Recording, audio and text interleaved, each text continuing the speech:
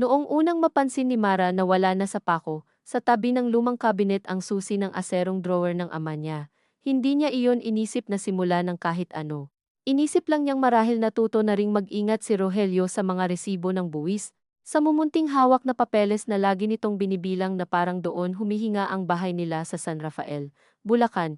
Sa isang lote na hindi kalakihan, kung tutuusin, pero laging may bigat sa usapan, dahil iyon ang bahay na itinayo ng lolo nila mula sa pinagtagpi-tagping hollow block, yero, at habol sa awa ng panahon. Bahay na lumaki kasama ng amoy ng sinaing na bahaw sa umaga.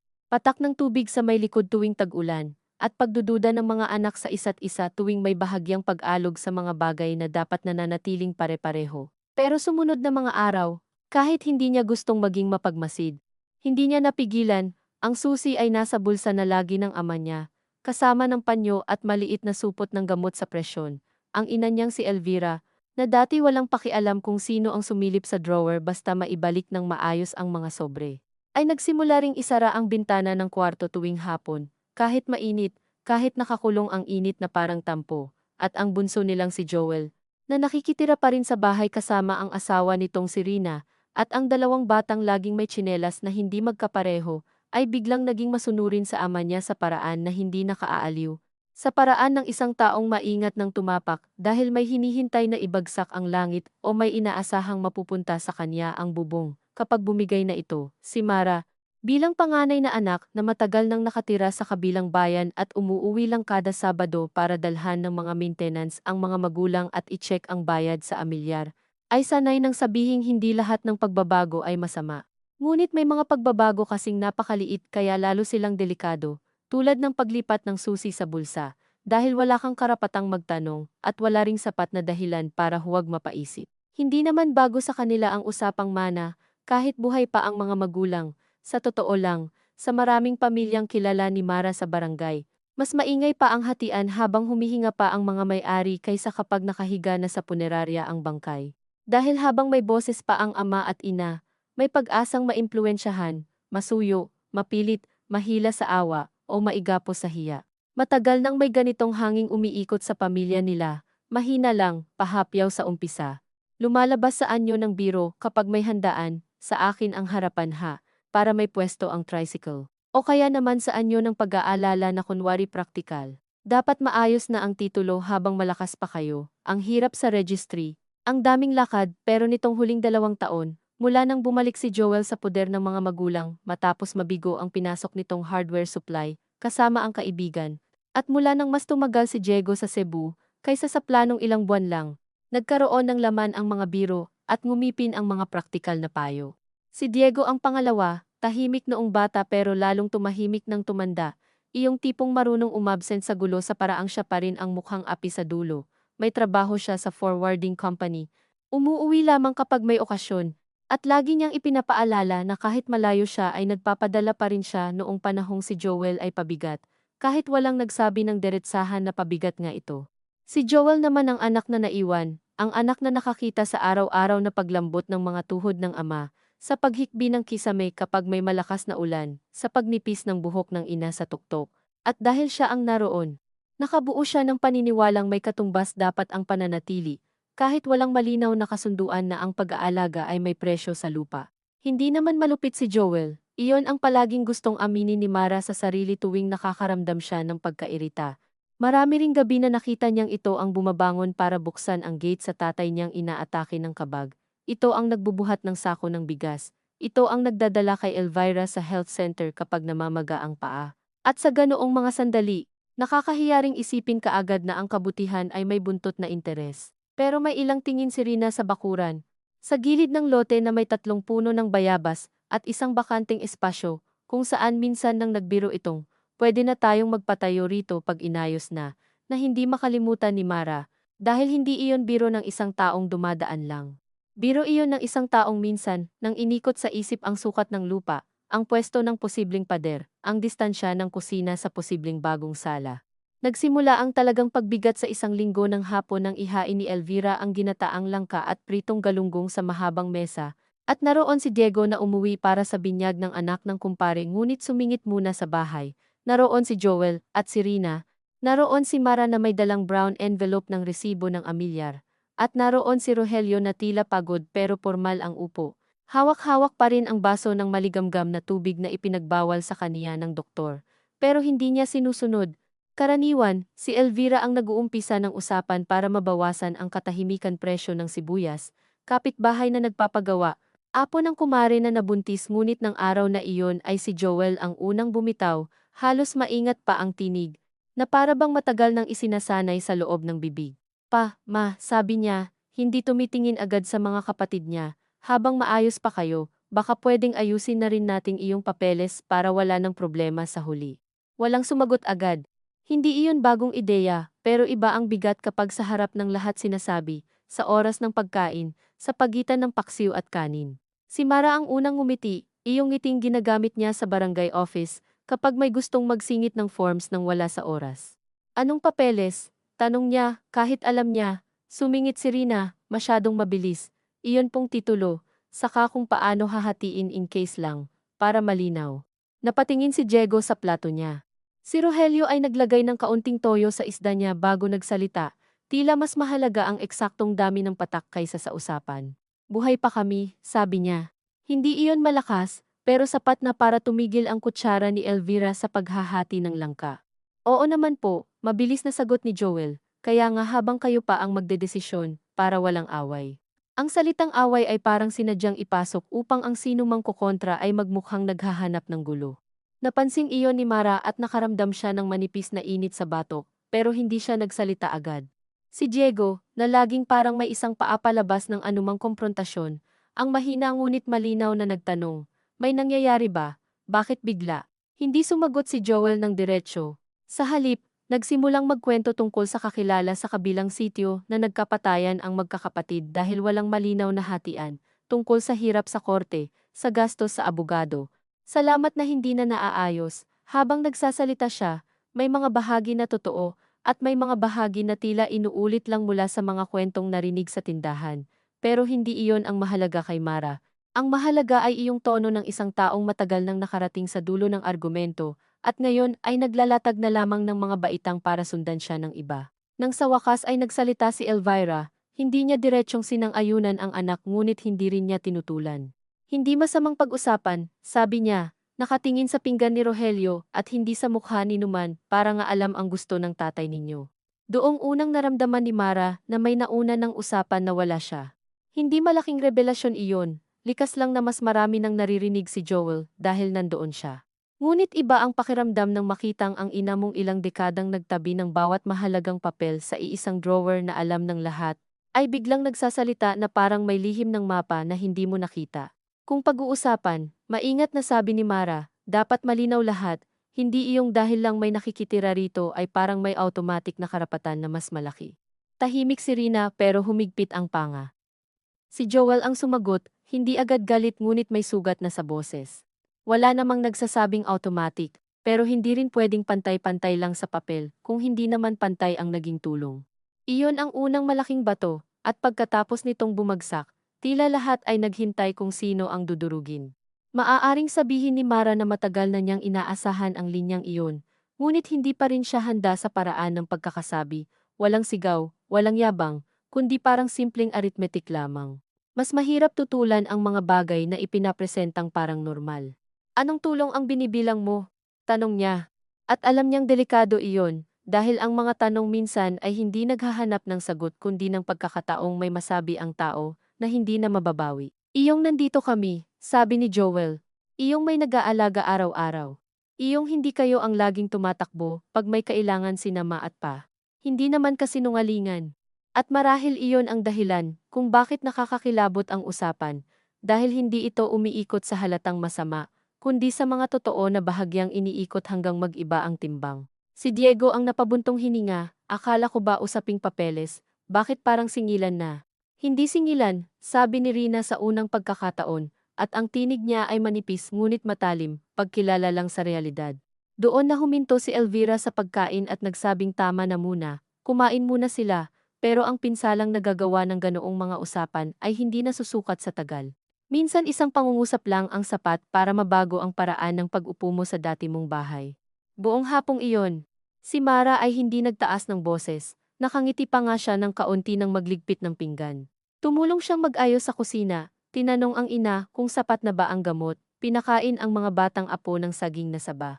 Ngunit habang pinupunasan niya ang mesa, unti-unti niyang naaalala ang mga taong nagkwento sa kanya dati kung paanong ang tunay na simula ng agawan ay hindi sa opisina ng abogado o sa harap ng hukom nagsisimula. Nagsisimula ito sa paglipat ng pakiramdam, sa sandaling may isang anak nang tumingin sa bahay, bilang gantimpala at may isa namang tumingin dito, bilang bagay na kailangang ipagtanggol, para lang hindi magmukhang nagkulang. Sa tricycle pa uwi, hindi pa siya nakakalayo sa bahay ay tinext niya si Diego, hindi ito ordinaryong usapan, may nauna na. Sumagot ito pagkaraan ng ilang minuto lamang, alam ko, nakausap yata nila si Ma. Hindi na siya nag-reply. May kung anong pagod na hindi galing sa katawan ang bumalot sa kaniya ng gabing iyon. Hindi siya mahilig umiyak, at lalong hindi sa mga usaping ganito, dahil mula pa noong dalaga siya ay natuto na siyang maging praktikal, maging taga-ayos, maging taong hinahanap kapag may papeles na hindi maintindihan. Pero nang mahiga siya, may dumating na hiya na hindi niya maipaliwanag, hindi hiya dahil baka maagawan sila, hiya dahil kahit bago pa man mag-umpisa ng husto ang laban, iniisip na niya ang salitang maagaw, na para bang lahat sila ay nasa palengke, at ang nanay at tatay niya ay tindang kailangang bakuran. Kinabukasan ay bumalik siya sa trabaho sa munisipyo at nagpakalunod sa forms, certification, at reklamo sa drainage, ngunit may mga simpleng bagay na lalo lamang nagpaalala. Nang may matandang babae roong nagtanong kung paano magpa-annotate ng deed of donation, napatingin siya sa kamay nitong nanginginig habang humuhugot ng xerox ng titulo sa plastic envelope. Naisip niya si Elvira, ang maingat nitong paghawak sa mga papeles na para bang hindi basta papel ang titulo, kundi isa pang uri ng laman loob. Nang may lalaking nagtanong kung pwedeng hatiin ang lote kahit may nakatayong bahay sa gitna, naparami ang sabi ni Mara, nang hindi niya namalayan, ipinaliwanag pa ang right of way, ang survey, ang posibleng gusot kapag hindi malinaw ang boundaries. At sa bawat salitang lumalabas sa bibig niya ay para siyang may tinutuklaw sa sarili. Dahil ang mga paliwanag na iyon ay pwede rin niyang sabihin sa mga kapatid niya, ngunit alam niyang sa pamilya, kakaunti ang silbi ng tamang proseso kapag nasimulan ng sukatin ng loob ang halaga ng pananatili, ng pag-aalaga, ng pabor, ng dating sama ng loob. Nagdaan ang isang linggo na walang malinaw na komprontasyon ngunit mas nakakapagod kaysa sa lantarang away. Si Elvira ay 2 beses na hindi sumagot sa tawag ni Mara. Bagay na hindi naman niya agad binigyan ng kulay dahil minsan talagang nakakatulog ang ina sa hapon, ngunit nang tumawag ito pabalik ay maikli ang usapan, tila nagmamadali kahit wala namang pupuntahan. Si Rogelio naman ay biglang nagtanong kung kailan huling na-check ni Mara ang tax declaration ng likod na bahagi ng lote, tanong na normal sana kung hindi niya ihinabol basta kumpleto ang papeles. Wala dapat problema kahit sino pa ang mag-ayos. Hindi alam ni Mara kung ano ang mas nakakairita, ang posibilidad na may pinaghahandaan ang ama niya, o ang katotohanang baka wala naman talaga at siya lamang ang naglalagay ng kahulugan sa bawat pahapyaw. Minsan kasi, ang pag-aalala ay may sariling gutom, kapag nagsimula, kung ano-anong bagay na ang kinakain, at ginagawang ebidensya. Gayunman, nang sumunod na Sabado ay pinili pa rin niyang umuwi. Hindi siya nagdala ng resibo o forms sa pagkakataong iyon. Nagdala siya ng ensaymada para sa ina at crayons para sa mga bata, na parang sa pamamagitan ng ganoong karaniwang handog ay maibabalik niya ang mga tao sa mga papel na mas pamilyar sa kanya. Ang anak na umuuwi at hindi ang anak na nagbabantay. Mainit ang hapon. Sa harap ng bahay ay may nakaparadang motorsiklo ng hindi niya kilala. Sa loob ay naroon ang isang lalaking nakapolo, may dalang black envelope case, nakaupo sa sala at umiinom ng coke sa lumang baso. Hindi siya abogado sa unang tingin. Ngunit may ganoong kumpiyansa ang mga taong sanay sa lagda ng iba. Ah, ate, sabi ni Joel, tumayo pero hindi ngumiti ng buo. Si Sir Noel, nagpatanong lang kami tungkol sa papeles. Hindi kaagad nagsalita si Mara. Tumango siya sa lalaki, pagkatapos ay sa ina niyang nakaupo sa gilid, tuwid ang likod na parabang nakikilahok sa pulong sa paaralan. Patanong tungkol saan? General lang, sagot ni Joel. Options. Suminggit ang lalaki. May pagkamasunurin ang tono sa pagtatangkang gawing propesyonal ang hangin. Hindi naman po ako abogado, ma'am, fixer lang po sa registry at assessors, pero nagpapaliwanag lang kami ng proseso kung sakaling gusto na nilang magpaayos ng deed or last will. Iyon na ang pangalawang malaking pangyayari, kahit sa panlabas ay walang sumigaw at walang nagdabog. Ang mismong presensya ng taong iyon sa sala nila ay sapat ng maglatag ng linyang hindi na basta maaalis. Nilapitan ni Mara ang ina at inilapag ang ensaymada sa mesa. Hindi niya tinanong kung bakit hindi siya sinabihan. Hindi rin niya agad pinagsabihan si Joel. Sa halip ay umupo siya sa monoblock chair sa tapat ng fixer at nagsabing, "Sige po, ano bang ipinaliliwanag ninyo?" Marahil may bahagi sa kanya na gustong ipahiya ang lalaki sa pamamagitan ng mas detalyadong mga tanong. Ngunit may mas malaking bahagi na ayaw magmukhang hysterical. Ayaw ibigay kay Rina ang ginhawang masabi sa ibang tao na si Mara ang unang nag-ingay, kaya nakinig siya. Ipinaliwanag ng lalaki ang pagkakaiba ng deed of donation inter vivos at ng last will and testament. Ipinaliwanag ang problema kapag hindi updated ang titulo, ang gastos kapag ipapasubdivide, ang mga kailangang pirma, ang pwedeng gawin habang buhay pa ang may-ari upang maiwasan ang mas malaking problema sa hinaharap. Lahat ng sinabi nito ay alam na ni Mara sa malawak na paraan. Ngunit hindi sa paraang iyon, hindi sa sala nila, hindi sa harap ng ama niyang nakakunot noo na parang sinusukat kung aling salita ang pinakamura sa konsensiya. Nang binanggit ng fixer na posible namang ilipat ang karapatan sa anak na siyang nag-aasikaso sa magulang, basta malinaw ang intensyon ng may-ari, at basta may pirma ng tamang tao, nakaramdam si Mara ng malamig na galit na hindi dumaan sa dibdib kundi dumiretso sa likod ng mga mata. Bakit parang nakadesenyo na sa isang anak? Tanong niya, at ngumiti ang lalaki sa paraan ng mga taong ayaw mapagitna, ngunit kumikita sa mismong pagkapagitna. Hindi naman po, halimbawa lang, pero bakit ganoon ang halimbawa? Tanong ulit niya. Si Joel ang sumagot. Kasi iyon naman ang totoong sitwasyon dito. Doon na siya napatingin ng tuwid sa kapatid. Sa isang iglap, ang sala na ilang beses nilang tinulugan noong brownout, na ilang beses naging classroom ng larong bahay-bahayan, ay naging silid ng pagtatala ng utang na loob. Totoong sitwasyon ayon kanino, marahan niyang sabi, sumagot si Joel, at ngayon ay wala ng lambing. Ayon sa araw-araw, ayon sa kung sino ang nandito, kapag kailangan nila. At noong wala kang trabaho at si Diego ang nagpadala ng halos 1 taon, balik ni Mara. At noong ako ang nag-asikaso ng amilyar at ng tax mapping. Hindi ba araw-araw iyon sa ibang anyo? Namagitan si Elvira, mahinang tama na, ngunit walang huminto. Hindi pa ring malakas ang boses ni Numan. Iyon marahil ang dahilan kung bakit mas nakakapinsala. Masyadong malinaw bawat salita. Hindi ko sinasabing wala kayong ginawa, sabi ni Joel, pero huwag naman ninyong ipagkaila na kung hindi kami nandito ni Rina, kayo rin ang mahihirapan. Naramdaman ni Mara ang hiya sa likod ng galit dahil totoo iyon, at sa pagtanggap sa kaunting totoo ay tila napapalayas ang masalimuot na bahagi ng katotohanan na hindi kasing dali bilangin, na hindi laging pinili ni Joel ang manatili dahil sa pag-aaruga, na may mga pagkabigo rin siyang itinulak pabalik sa bahay, na ang pagtira roon ay may pakinabang din sa kaniya, na ang bahay ay hindi lamang pasanin. Suminghap si Rogelio, tila pagod na. Hindi ko pa naman sinasabing ibibigay, sabi niya. Nagpapaliwanag lang. Ngunit may mga paliwanag na kapag narinig mo na sa harap ng iyong mukha, hindi mo na maibabalik sa pagiging neutral. Umalis ang fixer makalipas ang halos 1 oras, dala ang pangakong babalik kung sakaling magpapagawa ng draft. Nang maihatid ito ni Joel sa labas, nanatili si Mara sa kusina kasama ang ina. Si Elvira ay naghihiwa ng papaya na hindi naman kakainin agad. Bakit hindi mo sinabi sa akin? Tanong ni Mara nang hindi tumitingin. Matagal bago sumagot ang ina. Ayokong isipin mong kinakampihan ko siya. Pero hindi mo rin ba naisip na mas lalong ganoon ang dating kapaglihim? Napahinto si Elvira sa kutsilyo. Mara, nakakapagod. Iyon lang ang sinabi nito sa una. At sa simpleng pangungusap na iyon ay may kung anong bumagsak sa loob niya. Dahil sa totoo lang, iyon ang hindi niya gaanong nabibigyan ng bigat sa mga linggo niyang pag-iisip, ang pagod ng mga magulang sa mismong usapan. Hindi lang pagod sa edad, kundi pagod sa pakiramdam na ang bawat galaw nila ay may katumbas na pagbasa ang mga anak, na bawat tawag sa isang anak ay magpapahina sa loob ng isa pa, na bawat pagpapacheck ng papeles ay pwedeng ituring na simula ng pagtataksil. Ayoko ng away. Mahina pang dagdag ni Elvira.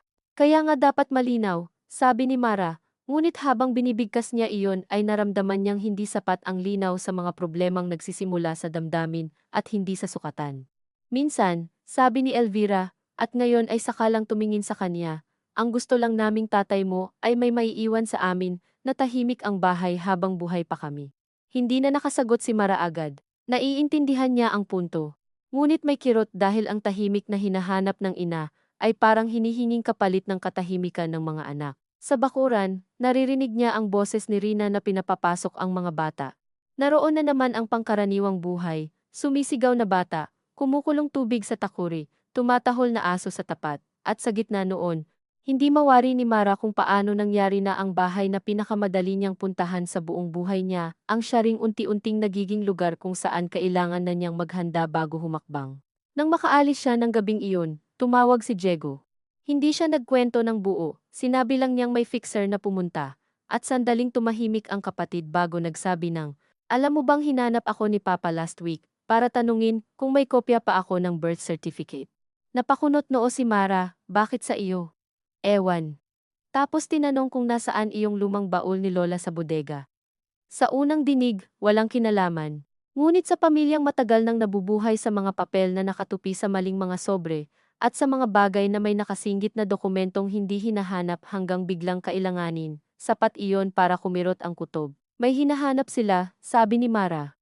"O may tinatago," sagot ni Diego. Hindi na sila nag-usap ng mahaba, pero sa madaling araw ay nagising si Mara na may malinaw na imahen sa isip, ang lumang baul sa bodega. Kulay asul dati pero kinain na ng kalawang sa gilid, na kinalalagyan ng mga lumang resibo, report card, pictures na nangingitim na sa sulok, at ilang papel na ayaw hawakan ng ina dahil baka mapunit. Naaalala niyang may ilang beses na naglabas doon si Elvira ng lumang kasulatan tungkol sa pagbili ng lote sa likod at isang sulat kamay na pahayag ng lolo niyang hindi marunong magpormal na Tagalog. Maaaring wala iyon, maaaring marami siyang iniimbento, ngunit sa puntong iyon, wala nang saysay ang magkunwaring hindi siya apektado. Sumunod na Sabado ay bumalik siya ng mas maaga, bago pa magising ng husto ang bahay. Umalis si Joel para magsundo ng tubig sa refilling station, si Rina ay nasa palengke, si Rogelio ay nasa harap, nagwawalis ng tuyong dahon, kahit bawal sa kaniya ang mabigat, si Elvira ay naliligo. Hindi lihim ang pagpasok ni Mara sa bodega. Hindi rin niya itinuring iyon na pagnanakaw, bagaman alam niyang kapag siya ang nahuling may hawak sa mga papeles, siya rin ang unang mapagdududahan. Sumiksik siya sa amoy ng alikabok at lumang kahon. Nandoon ang baul, mas mabigat kaysa sa alaala niya. Nang buksan niya, tumambad ang mga lumang damit pambata ni Diego, isang punit na album, mga lumang electric bill, at sa ilalim, ilang brown envelope na pinanilaw na ang gilid.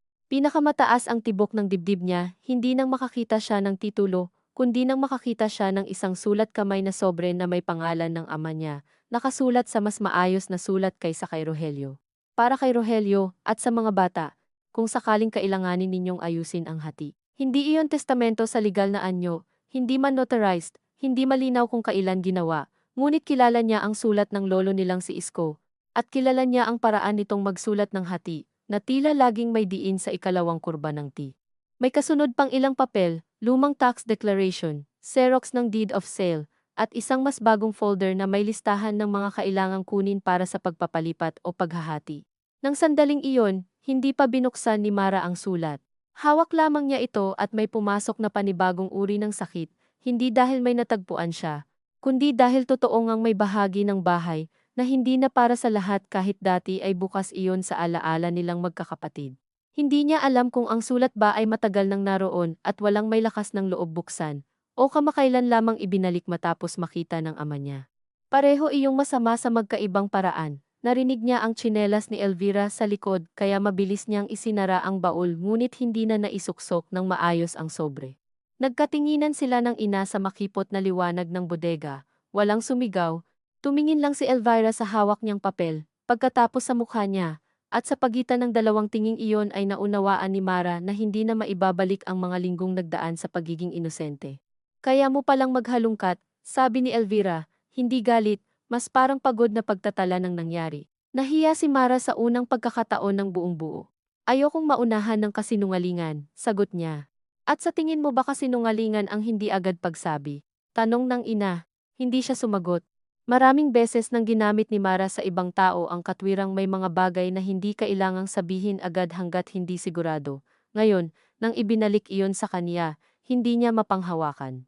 Lumapit si Elvira, kinuha ang sobre sa kamay niya, ngunit hindi itinago, hinawakan lang nito sa pagitan nilang dalawa na parang isang bagay na parehong pag-aari at parehong delikado. "Hindi ito ang akala mo," sabi ng ina. Napakakaraniwan ng linyang iyon, at marahil sa ibang pagkakataon ay lalo niya lamang pagdududahan. Ngunit may basag sa boses ni Elvira na hindi kayang pekein ng ganoon kadali. Ano ba ang akala ko? Tanong ni Mara, at doon niya napansin na nanginginig din ang kamay niya. Na may itinatago kami para lamang may maibigay sa isa. Sabi ng ina, na may pinlano na kami laban sa inyo. Hindi ba? Hindi sumagot si Elvira agad.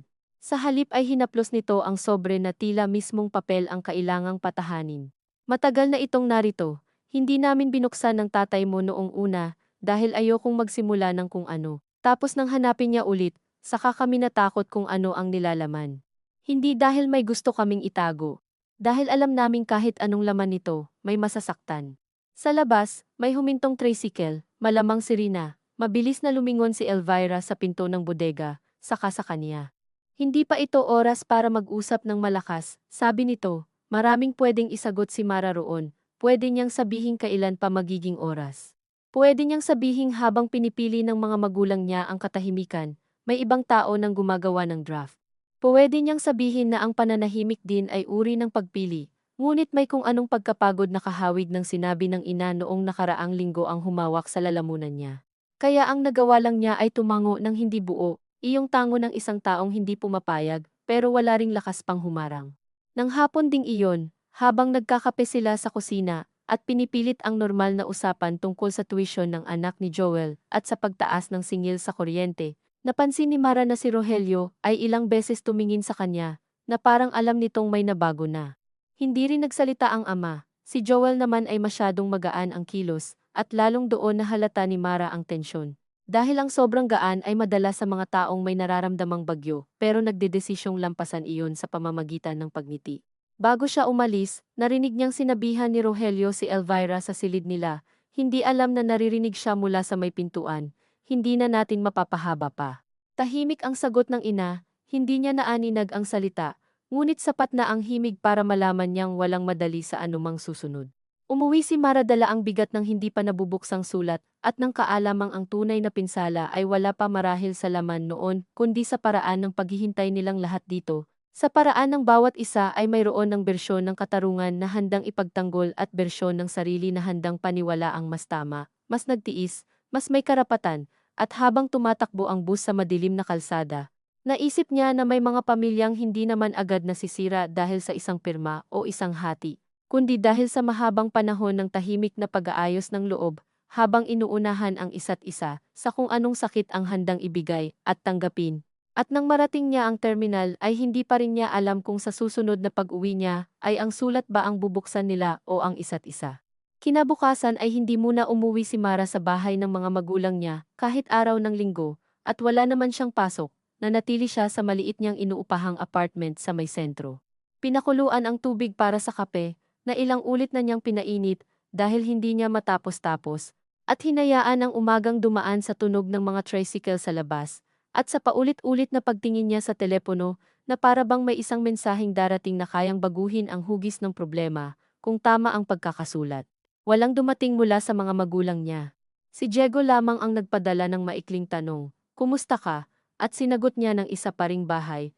Pero hindi na niya dinagdagan dahil ayaw niyang ang mga salita nila ng kapatid niya ay maging lugar kung saan mabilis na sumisimple ang komplikado. Buong araw, paulit-ulit sa isip niya ang sobre sa kamay ni Elvira, ang paraan ng ina niyang hindi ito inagaw, kundi hinawakan sa pagitan nilang dalawa, na para bang may natitira pang anyo ng pagkakapantay, sa gitna ng pagdududa. May mga sandaling gusto niyang maniwala roon, na baka nga hindi pa ito ang pinakamasamang bersyon ng iniisip niya, na baka ang totoo ay mas malungkot lang kaysa marumi, dalawang matandang tao na hindi alam kung paano iingatan ang mga anak mula sa isa't isa, nang hindi nagmumukhang pumipili. Ngunit sa tuwing lumalapit siya sa ganoong uri ng habag, sumusulpot naman ang alaala ng fixer sa sala, ang listahan ng mga kailangang papel sa mas bagong folder, at ang simpleng katotohanang may naganap ng mga hakbang na wala siyang kaalam-alam. Hindi niya alam kung alin doon ang mas mabigat. Ang posibilidad na may balak na ang mga magulang niya, o ang katotohanang baka wala pang ang pinal na balak ngunit pinayagan nilang gumalaw ang usapan sa paraang lalong magpapatalim sa loob ng bawat anak. Pagsapit ng hapon, lumabas siya para mamili ng gulay sa palengke kahit hindi niya kailangan. May mga tao talagang humahanap ng bibig kasing gawain kapag masyadong masikip ang iniisip. Habang pumipili siya ng sitaw at talong, may matandang mag-asawang nagtatalo sa tapat ng pwesto ng isda tungkol sa sukli ng ₱100. Hindi naman sila seryoso, hindi naman masama ang tingin nila sa isa't isa. At gayon paman naramdaman ni Mara ang kakaibang pangungulila sa mga alitang ganoon, iyong maliliit, iyong may malinaw na dulo, iyong kayang tapusin ng pag-abot ng barya. Naisip niya na dati, ang pamilya nila ay may mga ganitong uri rin ng bangayan. Noon, kung may tensyon, alam mong tungkol sa kung sino ang hindi naghugas ng plato o kung bakit naubos ang ulam bago makakain ang huling dumating. Ngayon, ang lahat ay tila may ikalawang ilalim. Kapag tumawag si Elvira at magtanong kung kailan siya uuwi, hindi na simpleng pangungumusta iyon. Kapag si Joel ay mag-alok na siya na ang sasama kay Rogelio sa munisipyo, hindi na iyon basta pagtulong. Kapag si Diego ay mananahimik sa kabilang linya ng ilang segundo, may humahaba sa katahimikan na hindi lamang pagod sa trabaho. Kinagabihan, siya mismo ang tumawag sa ama niya. Si Rogelio ang sumagot, at saglit pa lang niyang narinig ang boses nito, ay naalala na naman ni Mara ang kabataan niya, ang paraan ng ama niyang mag-hello na parang laging may kakambal na pag-ubo. Ang pagiging di palabati ngunit hindi rin malamig.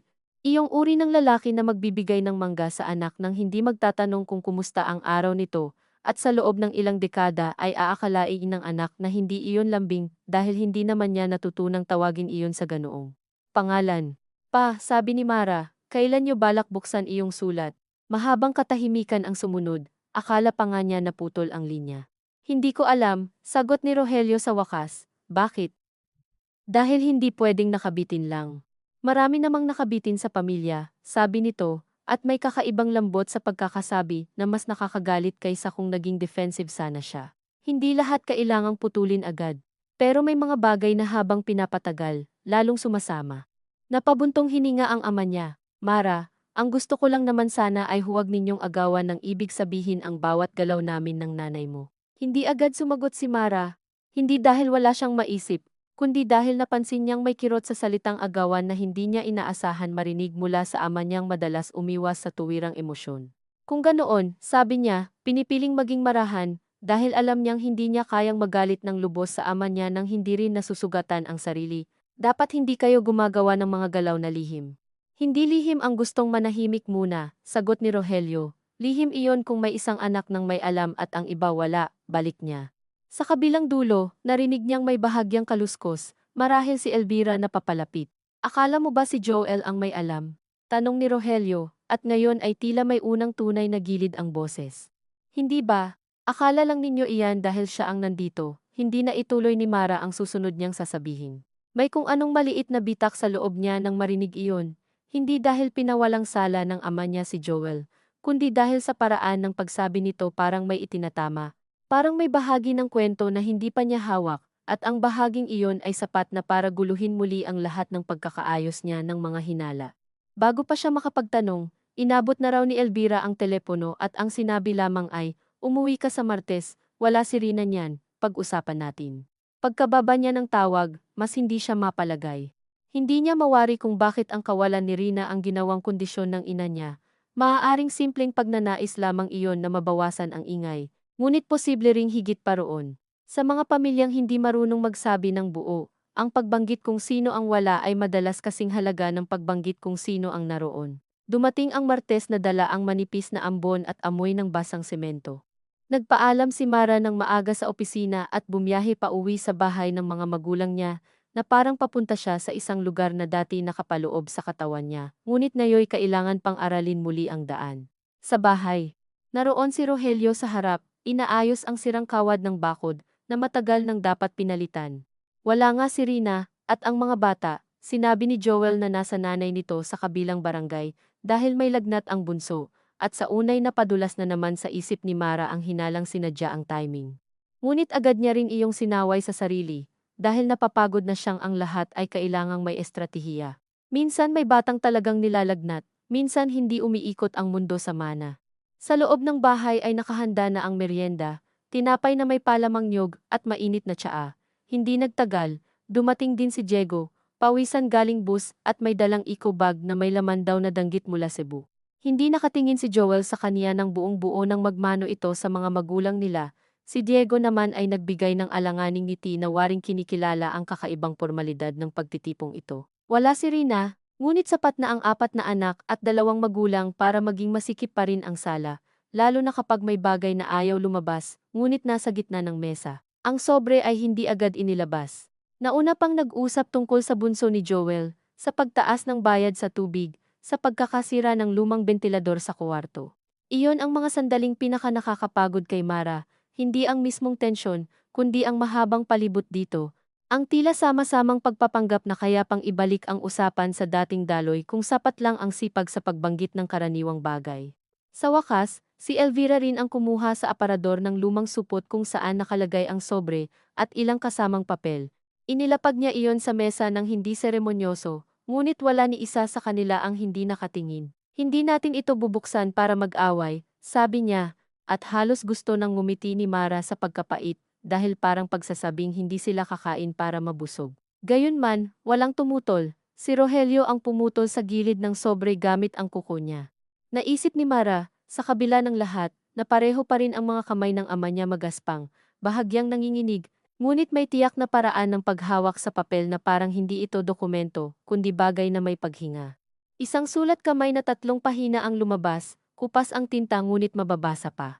Si Rogelio ang nagbasa ng malakas sa simula, ngunit sa ikalawang talata ay pinasa kay Elvira dahil mas malinaw raw ang mata nito. Sulat iyon ni Isko, ama ni Rogelio, ilang taon bago ito namatay, at hindi man iyon legal na testamento ay malinaw na intensyon ang laman. Ang harapang bahagi ng lupa kung saan nakatayo ang lumang bahay ay para raw manatiling hindi basta maibenta ng buo at hanggat maaari ay magsilbing bahay ng magulang habang may nabubuhay pang isa sa mag-asawa.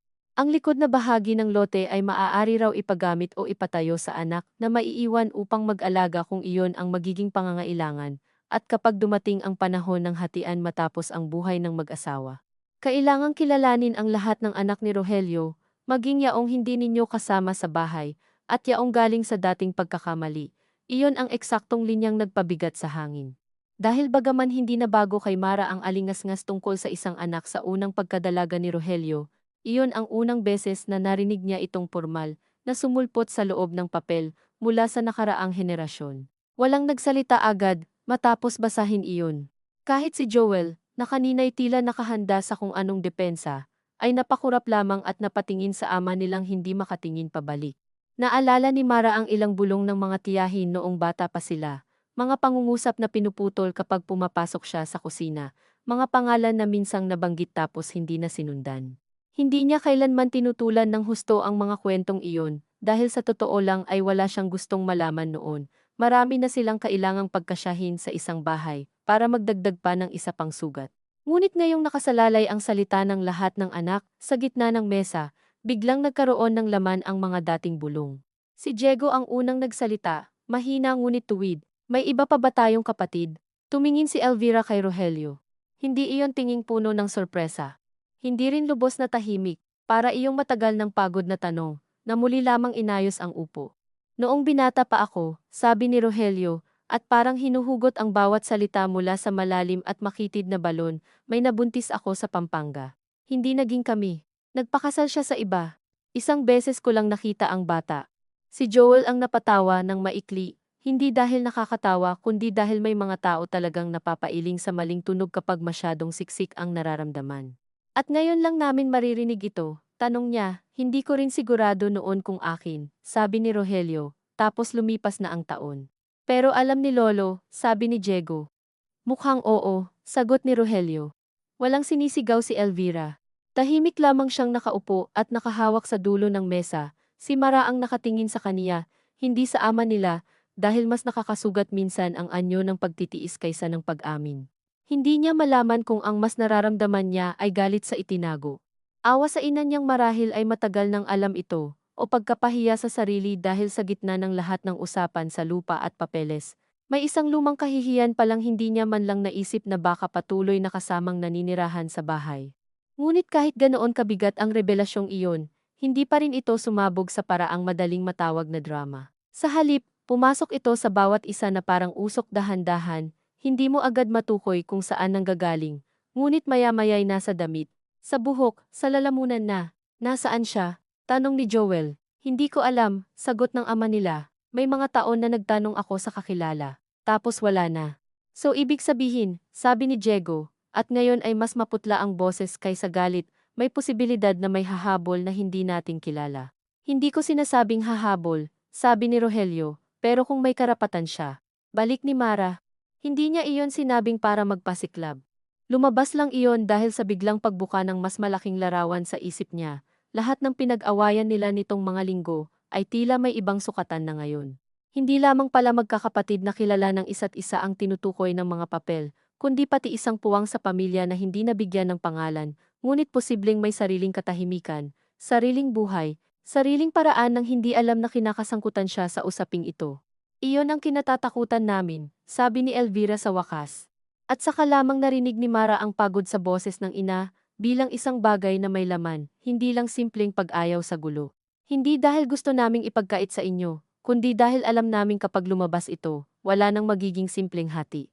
Napatingin si Joel sa ina nila, kaya pala gusto ninyong mag-ayos ng papeles ng maaga. Umiling si Elvira, kaya nga ayaw naming magmadali. Pero nagpa-fixer na tayo, sabi ni Mara. Hindi niya maiwasan. Nagpaalam lang kami kung ano ang proseso, sagot ng ina, dahil natatakot kami ang maunahan ng panahon. Naramdaman ni Mara na muli na namang nadudulas ang mga paniniwala niyang pinili sa nakaraang mga araw. Ilang beses na niyang ibinilang sa sarili na si Joel at si Rina ang gumagalaw, na ang mga magulang nila ay nahihila lamang. Ngayon, habang nakikita niyang si Elvira ang may pinakamalinaw na dahilan sa lahat kung bakit nanatili ang usapan sa lihim. Napilitan siyang amining hindi lamang isang simpleng banggaan ng sakim at inosente ang nangyayari. May mga taong nagtatago hindi para mandaya kundi para bumili ng ilang araw pa ng katahimikan, at ang mga araw na binibili nila ay madalas binabayaran din ng loob ng iba. Matapos mabasa ang buong sulat, malinaw na hindi ipinag-uutos ni Isko ang eksaktong paghahati. Mas tila paalala ito kay Rogelio na huwag hayaang lamunin ng hiya at paboritismo ang pagdedesisyon. At huwag kalimutang may anak na maaaring wala sa hapag, ngunit nasa pagkakamali ng nakaraan. Pagkababa ng huling pahina, walang agad na nagbigay ng opinyon. Naririnig lamang ang mahinang ugong ng bentilador at ang tunog ng mga batang naglalaro sa kalsada sa labas. Sa ganoong mga sandali, kadalasan inaasahan ng tao na may isang malaking eksena susunod na may iiyak, may sisigaw, may tatayo at lalabas, ngunit walang ganoon. Marahil dahil masyadong marami ang kailangang iproseso para magkasya sa isang malinaw na reaksyon, si Diego ang unang tumayo, hindi para umalis kundi para humingi ng tubig. Nang bumalik siya at umupo, saka lamang siya nagsabi, "Ibig bang sabihin, Ma, kaya ninyo gustong ayusin habang buhay pa kayo ay para masiguro ninyong wala nang hahabol?" "Hindi lang iyon," sagot ni Elvira. "Gusto rin naming masiguro na hindi kayo magkakanya-kanya ng kwenta pagkatapos." "Pero hindi ba iyon na rin ang nangyayari ngayon?" tanong ni Mara. Tumingin sa kaniya ang ina, at sa unang pagkakataon mula nang magsimula ang lahat, may bahagyang tigas sa tingin nito. "Hindi ninyo kami binibigyan ng panahon." Napaatras si Mara sa loob niya. Sa madaling sabi, gusto niyang tutulan iyon. Gusto niyang sabihin na ilang linggo, ilang buwan, marahil ilang taon na ngang hindi sila binigyan ng buong katotohanan. Ngunit nang makita niya si Elvira, ang bahagyang pagkakuba ng balikat nitong pilit itinatama, ang pag-iwas nitong kusang haplusin ang kamay ng asawa dahil naroon ang mga anak. Naisip niyang may mga panahong ang panahon na hinihingi ng matatanda ay hindi para magplano laban sa mga anak, kundi para maisaayos muna ang anyo ng sariling hiya bago ito iharap sa mga taong mahal nila. Hindi pa rin sapat iyong dahilan para sa lahat, pero sapat para paliitin ng kaunti ang galit niya. Sa gitna ng katahimikan, si Joel ang hindi inaasahang nagsalita ng mas mahinahon kaysa mga nakaraang linggo. Kung ganoon, sabi niya, mas lalong hindi pwedeng basta iwan lang sa pag-uusap. Kailangan malinaw. Kasi kung may ibang anak si Papa, tapos may papel si Lolo na kilalanin siya, tapos nandito pa iyong usapan kung sino ang aalaga at sino ang may bahay, mas gugulo lang pag pinatagal. Hindi sang-ayon si Mara sa lahat ng laman ng pahayag na iyon. Ngunit hindi niya rin kayang itanggi na mas matino ang tono kaysa inaasahan niya. Sa kabilang banda, nakita rin niya ang mabilis na sulyap ni Joel sa likod na bahagi ng lote na natatanaw mula sa bintana ng sala. Nariyan pa rin ang sariling interes kahit sa gitna ng mas malaking problema, ngunit ganoon din marahil silang lahat. Kahit si Mara, sa kabila ng mga ideal na inuusal niya tungkol sa patas at malinaw, ay hindi rin naman inosenteng nakatingin sa bahay na ito bilang simpleng simbolo lamang. Bahagi rin niya ang alaalang naroroon, at may sariling takot siyang maputol sa pinanggalingan kapag ang mga pader na iyon ay napunta sa pamamahalang hindi niya mapagkakatiwalaan. Ang kaibahan lamang, mas marunong siyang tawagin iyong prinsipyo. Ano ang gusto ninyong mangyari? Tanong ni Diego sa mga magulang nila. Hindi sumagot agad si Rogelio, sa halip ay tumingin ito sa sulat ng ama niya, pagkatapos sa kisame, na para bang naroon ang wastong dami ng hiya at tapang na kailangan para humarap sa mga anak. Gusto kong manatili muna ang bahay na ito habang buhay pa kami ng nanay ninyo, sabi niya. Walang bentahan, walang paalisan. Tumango si Elvira. At kung may anak man sa labas, dagdag nito, hahanapin muna kung totoo bang siya iyon, kung buhay pa, kung may gusto ba siyang makilala kayo o wala. Hindi pwedeng parang pangalan lang sa papel. Si Mara ay hindi nakapagsalita kaagad. Sa isang banda, makatwiran iyon. Sa isa pa, may panibagong daang bubukas paghahanap sa isang taong maaaring ayaw masangkot, o maaaring matagal nang naghihintay ng pagkilala, o maaaring ni hindi alam ang pangalan ng ama niya. Ngunit hindi pa iyon ang agad sumiksik sa kaniya. Ang una niyang naramdaman ay pagod, hindi dramatikong pagod, hindi luha ang panghihina, kundi iyong simpleng panghihinang galing sa pagkaunawang ang mga susunod na buwan ay hindi magbibigay ng malinis na kalaban. Hindi na pwedeng si Joel lang ang turing niyang nangunguna sa gulo, hindi na pwedeng ang mga magulang niya ay dalawang matandang natatangay lamang. Lahat sila ay may hinahawakan, may tinatago, may pinoprotektahan. Matapos ang usapang iyon, walang formal na kasunduan ang nabuo. Ngunit may ilang maliliit na bagay na nagbago agad. Una, ibinalik ni Elvira ang sobre sa aparador, ngunit hindi na isinara sa likod ng mga plato at kumot. Inilagay niya ito sa itaas na estante ng cabinet sa sala. Isang tahimik na pahiwatig na hindi na ito ibabaon muli sa bodega.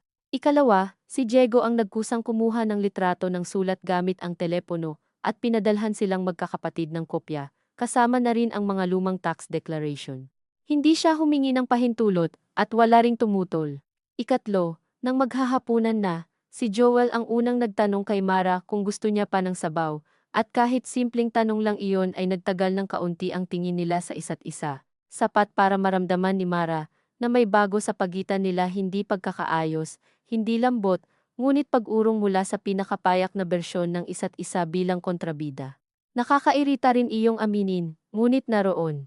Kinabukasan, bumalik si Mara sa apartment niya, nadala ang litrato ng sulat sa telepono, at ang kakaibang pakiramdam na parang ang bahay ng mga magulang niya ay mas naging komplikado, ngunit bahagyang mas totoo.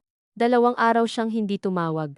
Sa opisina, sinubukan niyang ipagpatuloy ang dati, pagselyo ng documents, pakikipag-usap sa mga residente, pangangasiwa sa simpleng gulo ng barangay permits.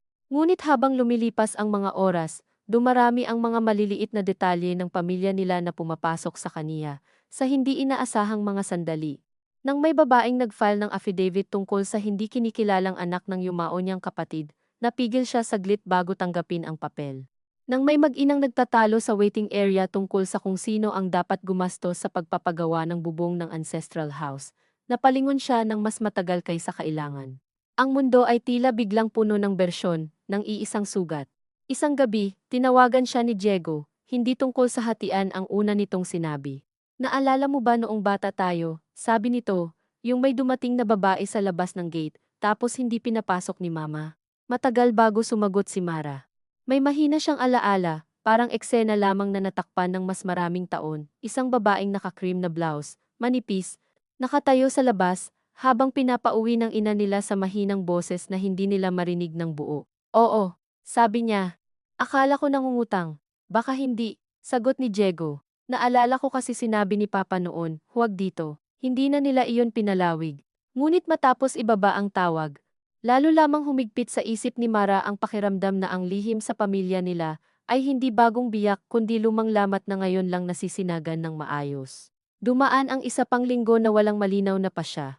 Si Rina ay bumalik sa bahay at, ayon kay Elvira sa telepono, hindi raw muna ipinapaalam ang buong sulat dito. Hindi iyon ikinatuwa ni Mara, ngunit may bahagi rin sa kaniya ang nakaunawa kung bakit. Kapag ang isang usapin ay hinahawakan ng masyadong maraming kamay, bago pa man ito makabuo ng hugis, mas mabilis itong nagiging tsismis kaysa desisyon. Gayunman, hindi rin siya komportable sa pagiging piling-pili ng mga taong may alam.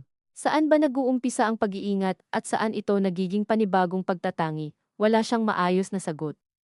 Isang Sabado ng umaga, muling nagkita silang magkakapatid sa bahay. Hindi dahil may naka-schedule na formal na pag-uusap kundi dahil birthday ni Rogelio at hindi naman pwedeng lampasan iyon. May pansit, may lechon manok, may soft drinks para sa mga bata. Nandoon si Rina, mas maingat sa kilos kaysa dati, at dahil hindi niya alam ang kabuuan ng nangyari ay tila lalo siyang nakikiramdam. Napansin ni Mara na si Elvira ay lalong masipag magpakain sa lahat kapag kinakabahan. Paulit-ulit itong nagtatanong kung may gusto pang lumpia, kung kulang ang sarsa, kung dapat painitin ulit ang sabaw. Ang pinakamatitinding tensyon sa pamilyang Filipino ay madalas talagang dumaraan muna sa plato, hindi nabanggit ang sulat habang kumakain. Ngunit pagkaraang makatulog ang mga bata sa kuwarto, at lumabas si Rina para bumili ng yelo, muling humigpit ang hangin sa sala. Si Diego ang nagsabi, may nahanap akong pangalan. Tumingin silang lahat sa kaniya. Sa lumang notebook ni Papa na pinikturan ko noong nakaraan, may initial at apelido, baka siya o nanay niya. Napapikit si Rogelio, marahang-marahan. At sa sandaling iyon ay kitang-kita ni Mara na ang pinakakinatatakutan ng ama nila ay hindi lamang ang hatian ng lupa, kundi ang pagharap sa isang posibilidad na matagal niyang pinataba sa katahimikan. Hindi mo muna sana ginalaw ang notebook ko, sabi ni Rogelio. Hindi galit, ngunit may pagkapahiya, kung hindi ko ginalaw, wala tayong uusad, sagot ni Diego. Akala ko gusto ninyong malaman kung may tao nga, tahimik si Elvira. Si Joel ay nakasandal lamang, ngunit ang mga daliri niya ay naglalaro sa gilid ng silya, senyales na may mabilis na tumatakbo sa loob niya. Hindi na kailangan ni Mara ng mahabang obserbasyon, upang malaman na naroroon na naman ang isa pang uri ng pagtutuos sa isip ng kapatid. Kung darami ang kikilalanin, liliit ang tiyak sa bawat isa, kung magiging totoo ang isang taong wala sa bahay. Mas lalong aalog ang ideya niyang ang pananatili sa puder ang dapat maging sukatan. Anong pangalan? Tanong ni Mara. Binanggit iyon ni Diego. Pamilyar ng bahagya, ngunit hindi niya matukoy kung saan niya narinig. Marahil sa isa sa mga putol na kwentong nasagap noong bata pa. At ano ngayon ang gagawin? Tanong ni Joel. Walang sumagot agad. Mula sa labas, narinig nila ang boses ni Rina na may kausap na kapitbahay. At biglang naging napakaliit ng sala, dahil sa kaalamang may ibang mundong ilang hakbang lang ang layo ngunit hindi maaaring pumasok sa usapang ito, nang hindi binabago ang lahat. Si Elvira ang nagsalita, hindi tayo gagalaw ng basta-basta, hindi tayo magpapadala kung kani-kanino, hindi tayo maghahanap na parang may hinahabol na utang. Pero hahanapin pa rin. Tanong ni Mara. Tumingin ang ina sa ama nila, at si Rogelio ang sumagot, ako ang gagawa. Naramdaman ni Mara ang unang tunay na pagtutol sa loob niya mula nang mabasa ang sulat. Kayo lang, sabi niya. Pagkatapos ng lahat ng hindi sinabi, hindi niya sinigawan ng ama. Ngunit sapat ang pagkakapirmi ng tinig niya para kumunot ang noo ni Elvira. Hindi dahil ayaw namin kayong isama, sabi ni Rogelio, may mga bagay lang na ako ang may dala. At tayo ang sasalo ng epekto, sagot niya. Muntik nang sumingit si Joel, ngunit marahil napansin din niyang kung magsasalita siya sa puntong iyon, mali ang anumang lalabas, kaya hindi siya nagsalita. Nanatiling bukas ang pahayag ng ama nila, walang sinang-ayunan at walang tumutol ng buo. Ngunit sa katahimikang sumunod, naunawaan ni Mara na iyon ang simula ng panibagong uri ng pagkakabiyak, hindi na lamang sa pagitan ng magkakapatid, kundi sa pagitan ng karapatan ng ama niyang akuin ang dating pagkakamali sa paraang gusto niya.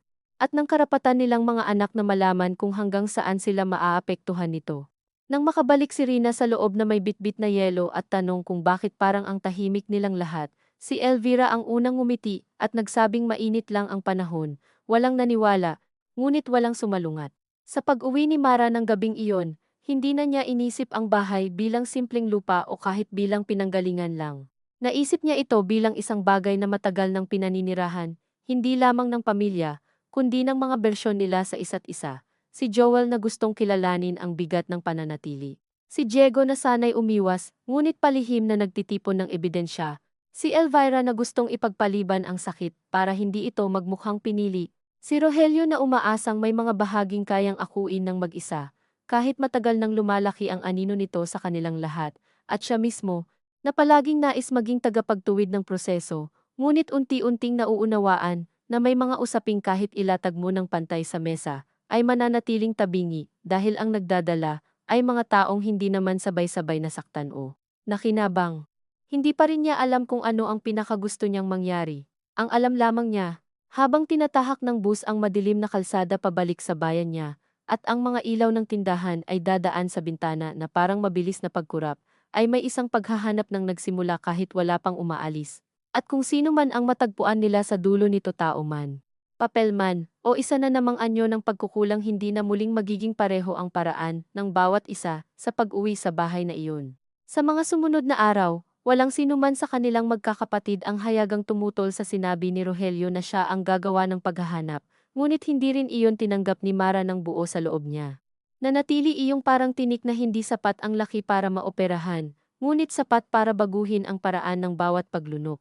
Sa opisina, habang inuunat niya ang carbon paper sa ibabaw ng forms at paulit-ulit na pumipirma sa mga sertipikasyon na halos pare-pareho ang laman ngunit iba-iba ang mga apelyido, naroong lagi ang pakiramdam na sa bahay ng mga magulang niya ay may isa ng pintong bahagyang nakabukas at sa halip na tuluyang itulak o isara, pinipili nilang lahat na maglakad ng dahan-dahan sa tapat nito. Sinusukat kung gaano kalakas ang ihip na lumalabas. Hindi na ganoon kadalas tumawag si Elvira. Si Rogelio naman ay 2 beses lamang nag-text sa kaniya para ipaalalang kunin ang Xerox ng bagong tax receipt sa drawer ng mesa kung sakaling dumaan siya sa Sabado. At sa simpleng utos na iyon, ay naramdaman ni Mara ang kakaibang paninikip na galing sa pag-alam na kaya pa ring magpatuloy ang mga ordinaryong pabor sa gitna ng hindi ordinaryong usapan. Marahil iyon ang mas mahirap sa lahat. Ang katotohanang hindi kailanman tumitigil ang pang-araw-araw habang hinihintay mong magbago ang isang pamilya. May sinaing pa ring kailangang bantayan, may bata pa ring kailangang sunduin, may bubong pa ring tumutulo sa likod, at dahil dito, ang gaisugat ay hindi napapaligiran ng sapat na katahimikan para maging maringal. Kailangan nilang makisiksik sa gitna ng pinggan, labada, bayarin, at mga munting hirit na kunwari ay walang kinalaman sa kinikimkim. Noong unang Sabado matapos ang birthday ni Rogelio, dumaan si Mara sa bahay nang hindi muna nagsabi. Hindi iyon para manmanan ang ama niya. Sinabi niya sa sarili, gusto lamang niyang ibigay ang vitamins na binili niya at tingnan kung gumagaling na ang ubo ng bunso ni Joel. Ngunit sa mismong pagliko niya sa eskinita at pagkakita sa pamilyar na gate na bahagyang tabingi pa rin dahil hindi natuloy ang pag-welding, naisip niyang may mga pagbisitang hindi na kailangang tawagin sa tunay na pangalan para manatiling mapayapa ang loob. Tahimik ang bahay ng datnan niya, iyong uri ng katahimikan sa hapon na alam mong may mga tao sa loob, ngunit bawat isa ay abala sa kani-kanyang silid o iniisip. Si Elvira ang nagbukas ng pinto, hindi ito nagulat ng husto, marahil dahil matagal na siyang sanay na may anak na dumarating ng walang pasabi, ngunit may mabilis na anino pa ring lumitaw at nawala sa mukha nito. At hindi alam ni Mara kung dahil iyon sa kanyang pagdating o dahil may ibang iniisip na naman ang ina niya bago pa siya kumatok. Wala si Papa, tanong ni Mara habang iniaabot ang supot ng vitamins. Nasa bayan, sabi ni Elvira, may inasikaso lang. Karaniwan sanang sagot iyon, ngunit kapwa nila alam na sa panahong ito, ang salitang inasikaso ay may mahaba ng anino. Anong inasikaso? Maingat na tanong niya, pinipiling ang tunog ay magmukhang pangkaraniwan lamang. May pinagtanungan. Iyon lang ang sagot ng ina, sabay lingon sa kusina kung saan may nakasalang na munggo. Hindi siya agad nagtuloy-tuloy sa susunod na tanong. Matagal na niyang natutuhan na si Elvira, kapag ayaw pang magsalita ng buo, ay lalo lamang sasara kapag diniktikan. Kaya pumasok na lamang siya, hinubad ang sandals, at naupo sa bangkong kahoy sa tabi ng bintana. Maya-maya, lumabas si Joel mula sa likod na bahagi ng bahay, may hawak na martilyo at pako, pinagpapawisan, at nang makita siya ay saglit na tumigil, na parang mabilis na kinukwenta kung may kung ano bang naganap nang wala siya. Hindi na kasing talim ng dati ang tingin nito sa kaniya, ngunit hindi rin iyon lambot, mas parang pagod na pag-iingat. Ate, sabi nito, maaga ka. Napadaan lang. Tumango si Joel, ngunit hindi naniwala. Kitang-kita ni Mara iyon, at dahil pareho silang sawang-sawa na marahil sa pagbibigay ng mga maliit at maling dahilan, hindi na rin niya inulit pa. Sa halip ay tinanong niya kung saan si Rina at ang mga bata, at sinabi nitong nasa nanay ni Rina muna dahil may pinapagawa raw sila sa likod na kusina. Napatingin si Mara sa likuran ng bahay. May mga bagong hollow block na nakasalansan sa tabi ng lumang drum, hindi marami, marahil 10 piraso lamang, at sa dating siya ng hapon ay maaaring ordinaryong materyales lamang iyon para sa maliit na ayos sa kanal o dingding. Ngunit sa panahong ito, sapat na ang ganitong mga bagay para kumalabit sa kaniya. Hindi niya pinansin sa una. Tumulong siya kay Elvira maghiwa ng ampalaya, pinainom ng sirup ang apong naiwan pala sa kuwarto, at ngayoy inaantok pa, at nakinig sa mga kwentong walang kinalaman sa kanila kapitbahay na nagpalit ng bubong. Pinsan sa Laguna na ikakasal ang anak. Bagong prinsipal sa elementarya. Pinilit niyang tumira muna sa daloy na iyon ng pang-araw-araw. Ngunit nang dumating si Rogelio, makalipas ang halos isang oras, may dalang manipis na brown envelope at mukhang mas pagod kaysa karaniwan, hindi na nakatiis si Joel. Ano sabi? Tanong nito habang inilalapag ng ama nila ang tsinelas sa may pinto. Hindi sumagot agad si Rogelio. Hinugasan muna nito ang kamay, uminom ng tubig, at saka naupo sa sala. Sa lahat ng bahaging nakakapagod sa pamilya nila, ito marahil ang pinakamahirap para kay Mara, ang mahahabang pagitan bago magsalita ang ama niya. Ang paraan nitong tila pinabibigat, lalo ang bawat sasabihin sa pamamagitan ng pag-antala, na para bang ang oras mismo ang ginagamit niyang pambalot sa hiya. May nahanap na dating address, sabi ni Rogelio sa wakas. Luma na, sa Angeles. Walang kumibo agad, narinig ni Mara ang mahinang tiktak ng wall clock na minsan nang tumigil at muling pinaandar ni Diego noong nakaraang taon. At, tanong ni Joel, pinuntahan ko iyong kakilala ni Lolo noon. Wala na siya roon. Pero may nakaalala sa pangalan ng nanay. Tumigil muli si Rogelio. Matagal na raw lumipat. May bagong address. Tanong ni Mara. Umiling ang ama nila. Wala. Ang sabi lang, may isang dalagang tumulong sa tindahan dati na apelyido nila. Baka iyon daw ang bata noon. Hindi sigurado. Hindi iyon sagot sa tunay nilang gustong marinig. At marahil dahil dito, ang unang naramdaman ni Mara ay hindi ginhawa o pagkadismaya, kundi isang uri ng kakaibang pagkaawa sa lahat. Ang laki-laki ng anino ng taong hinahanap nila, ngunit sa aktual na paglapit dito, pira-pirasong alaala lamang pala ng ibang tao, lumang address, di siguradong apelyido, putol na impormasyon ang nag-aabang. Hindi naman talaga madali ang humanap ng taong matagal nang hindi mo piniling hanapin ng buo. Babalik ka? Tanong niya. Tumingin sa kaniya si Rogelio, at sa tinging iyon ay may halong depensa at pagod. Kailangan yata. Hindi na sinabi ni Mara na hindi niya gusto ang siya lang ang bumabalik. Hindi niya rin sinabi na hindi sapat na tanungin ang mga taong may malabong alaala, at pagkatapos ay magpasya tungkol sa kinabukasan ng bahay nila base sa mga iyon. Dahil sa totoo lang, habang nakikita niya ang pagkakaputol-putol ng paghahanap, unti-unti ring lumalabas ang isa pang uri ng kaba sa kaniya. Paano kung matagpuan nga? Paano kung mula sa pagiging usok, magkaroon ng mukha, lakad, boses ang taong ito? Paano kung mas mabait kaysa sa inaasahan niya? O mas galit, o mas tahimik?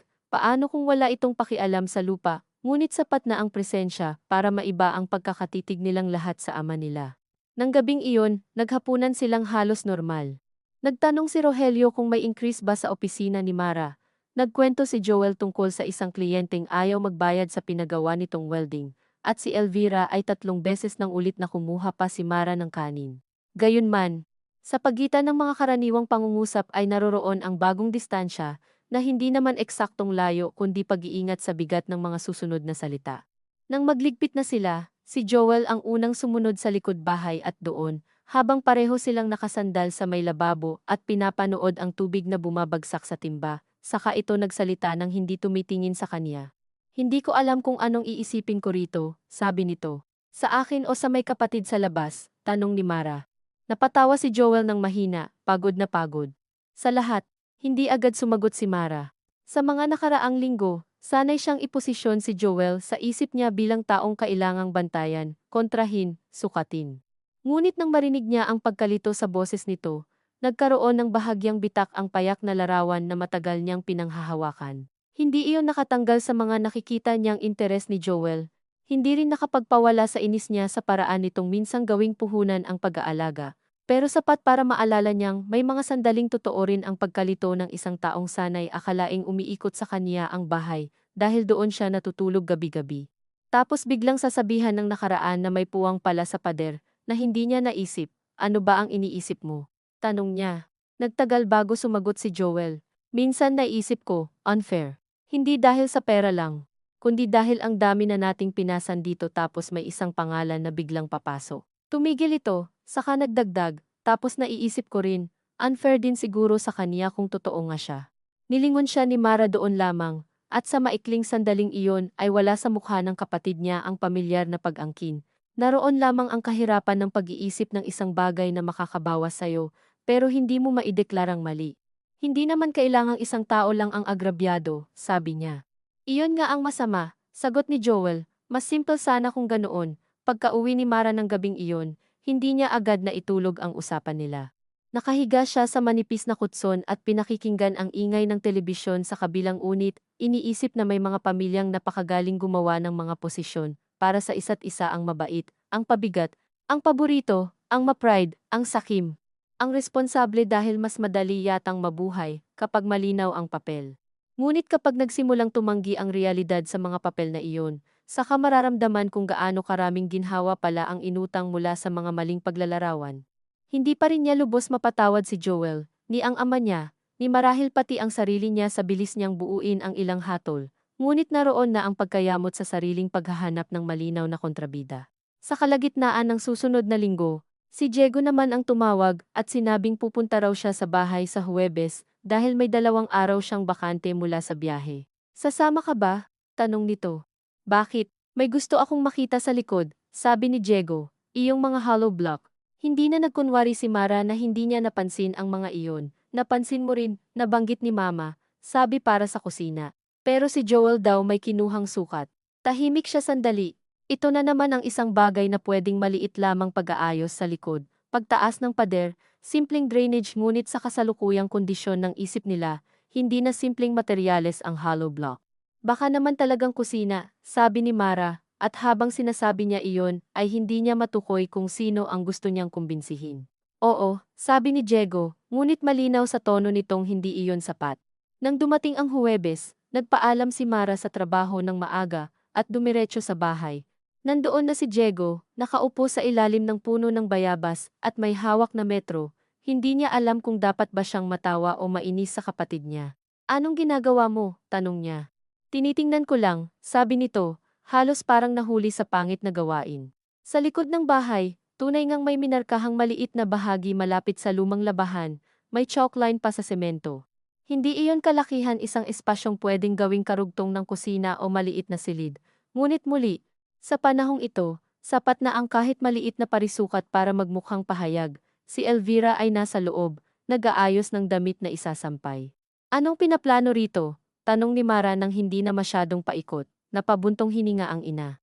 Gusto ni Joel lagyan ng maliit na banyo sa likod para hindi na nakapila kapag nandito mga bata. Makatuwiran. Lubos na makatuwiran. At marahil dahil dito, lalong sumikip ang loob ni Mara. Dahil ang lahat ng pinakakomplikadong bagay sa pamilyang ito ay laging may nakahain na makatwirang mukha. Napag-usapan na ba ito? Tanong ni Diego mula sa likod niya. Hindi ba pwedeng mag-usap muna? Hindi pagsigaw ang boses nito, ngunit mas malamig kaysa karaniwan. Lumabas si Joel mula sa kwarto sa likod. Narinig marahil ang huling pangungusap. Banyo lang, sabi nito. Hindi bahay. Ngayon, sabi ni Diego. Bukas. Napahawak si Mara sa gilid ng mesa. Naroon na naman ang mabilis na pagdausdos ng usapan mula sa isang konkretong bagay tungo sa lahat ng kinatatakutan sa ilalim nito. Huwag niyo akong unahan ng masamang intensyon, sabi ni Joel, at may kapansin-pansing pagkapagod sa boses nito, hindi lamang inis. Ilang buwan nang sira iyong drainage, saan ba kayo aabot sa pagdududa? Sa puntong may sukat na nang hindi man lang sinasabi ng maaga, sagot ni Diego, nasa bahay ka man o wala. Dapat hindi lang isang tao ang laging komportableng magdesisyon. Hindi magkasya si Mara sa pagitan nila bilang tagapamagitan, dahil alam niyang hindi lamang tungkol sa drainage ang sinasabi ni Diego, at hindi rin ganap na mali ang tampo ni Joel sa paraan ng pagkakatanong. Pwede bang maghintay muna? Singit ni Elvira. Kahit dito lang sa pagpapatayo ng banyo, huwag niyo munang gawing simbolo ng lahat. Napatahimik silang lahat sa pangungusap na iyon. Sapol ang bawat isa. Sa isang iglap, kitang-kita kay Mara kung gaano kaagad nilang nabibigyan ng kahulugan ang mga bagay na marahil ay kaya pang manatiling bagay lamang kung hindi sila sugatan. At gayon paman, hindi rin siya makagalaw tungo sa ganap na pagpapaubaya, dahil hindi ba ganoon din nagsimula ang fixer, ang sukat, ang bulsa ng susi, ang mga munting kilos na pawang may inosenteng paliwanag, ngunit nang nagkadugtong-dugtong ay naging istruktura. Sa huli, walang napagpasiyahan tungkol sa banyo, maliban sa ipagpaliban muna. Ngunit ang tunay na nangyari sa hapon na iyon ay hindi ang pagpapaliban ng hollow block. Ang tunay na nangyari ay ang unang tuwirang pag-amin nila na kahit ang pinakaordinaryong pag-aayos sa bahay ay hindi na maaaring manatiling ordinaryo hanggat hindi nalilinaw ang mas malalaking anino sa paligid nito. Pagkaalis ni Diego para bumili ng soft drinks sa tindahan, si Mara ay naiwan sa kusina kasama si Elvira. Tahimik ang ina, masyadong tahimik, at sa ilang sandali ay hindi nila kayang tumingin sa isa't isa. Pagod na pagod ka na sa amin, sabi ni Mara sa wakas, hindi bilang tanong, sa sitwasyon, sagot ng ina. Hindi sa inyo. Ngunit alam nilang hindi ganoon kasimple ang paghihiwalay ng dalawa. Kung hindi ba lumabas iyong sulat, sabi ni Mara, magpapatuloy lang ba lahat na parang si Joel na talaga ang magmamana ng likod? Napatingin si Elvira sa kaniya, at ang tinging iyon ay hindi galit kundi halos nasaktan sa mismong tabas ng tanong. Hindi kami ganoon kasama, sabi nito. Hindi ko sinabing masama, sagot niya, pero alam niyang hindi nakatulong ang pagtatama. Minsan hindi kailangan maging masama para makagawa ng hindi patas. Matagal bago nagsalita si Elvira. Mara, may mga taon na hindi ko alam kung paano pagkakasyahin ang lahat ng pangangailangan sa loob ng iisang bakuran.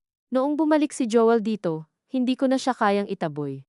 Noong si Diego ay malayo, hindi ko pwedeng sabihing wala siyang karapatan dahil hindi siya nakikita ng gate.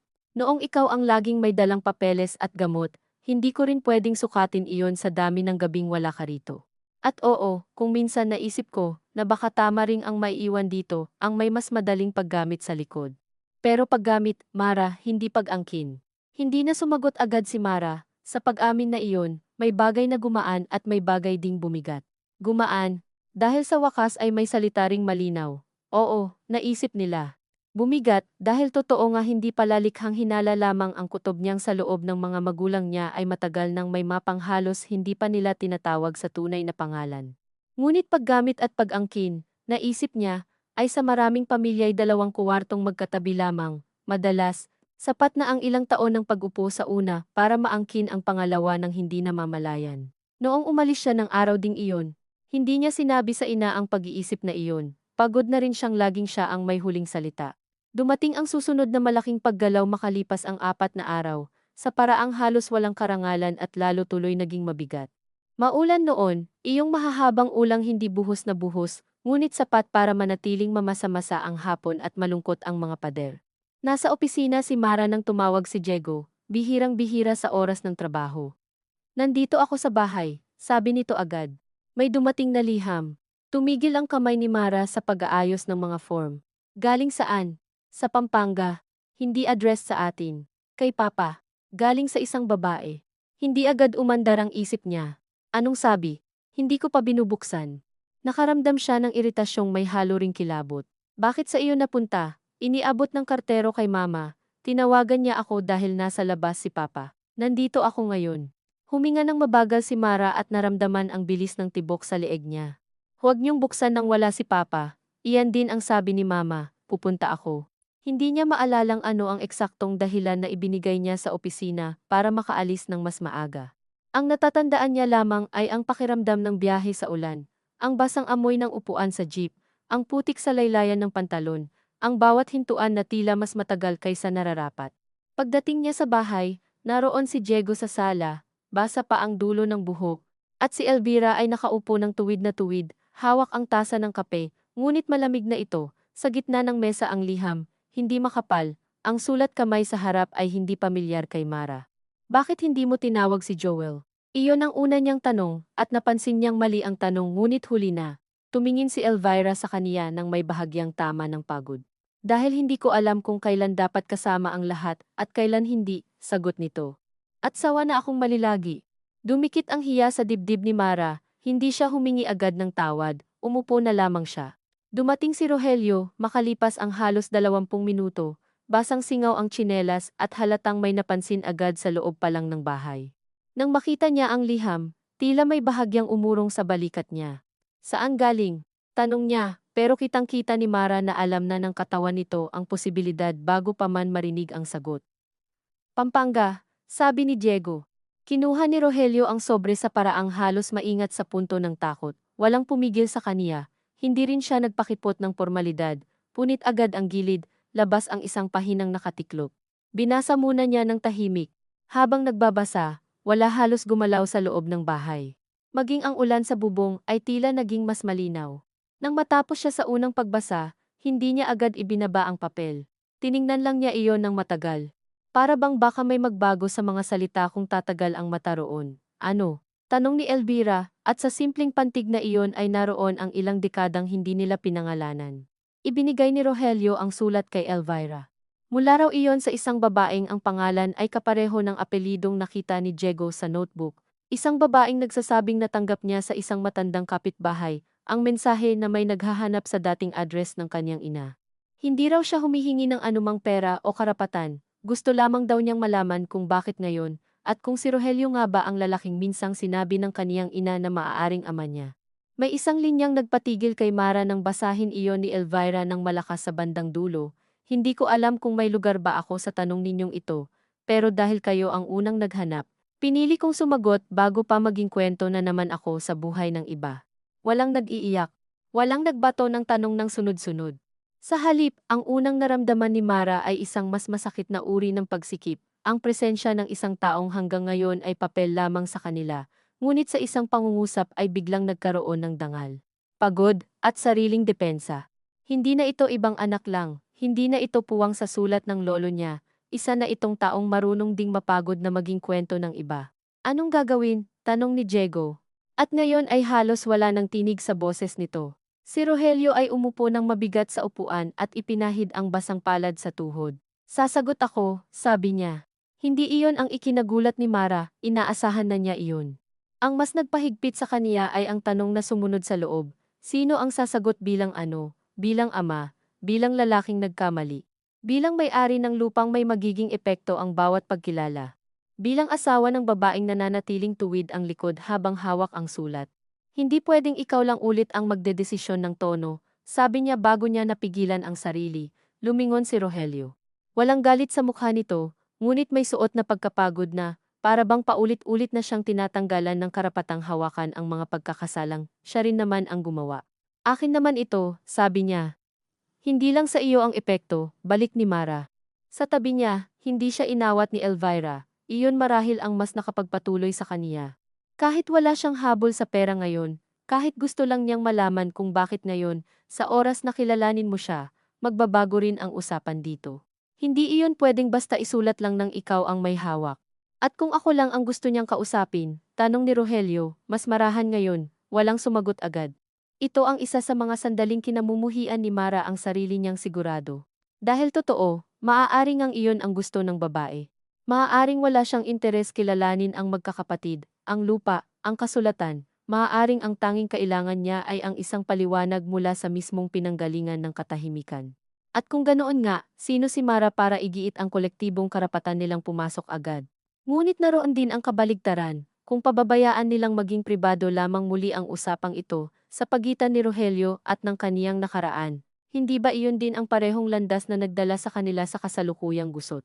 Hindi ko alam, sabi ni Mara sa wakas, at ramdam niyang hindi niya madala sabihin ang mga salitang iyon sa tahanang ito. Pero hindi na pwedeng parang wala kaming kinalaman. Sa hapong iyon ay hindi sila nakabuo ng sagot na ipapadala.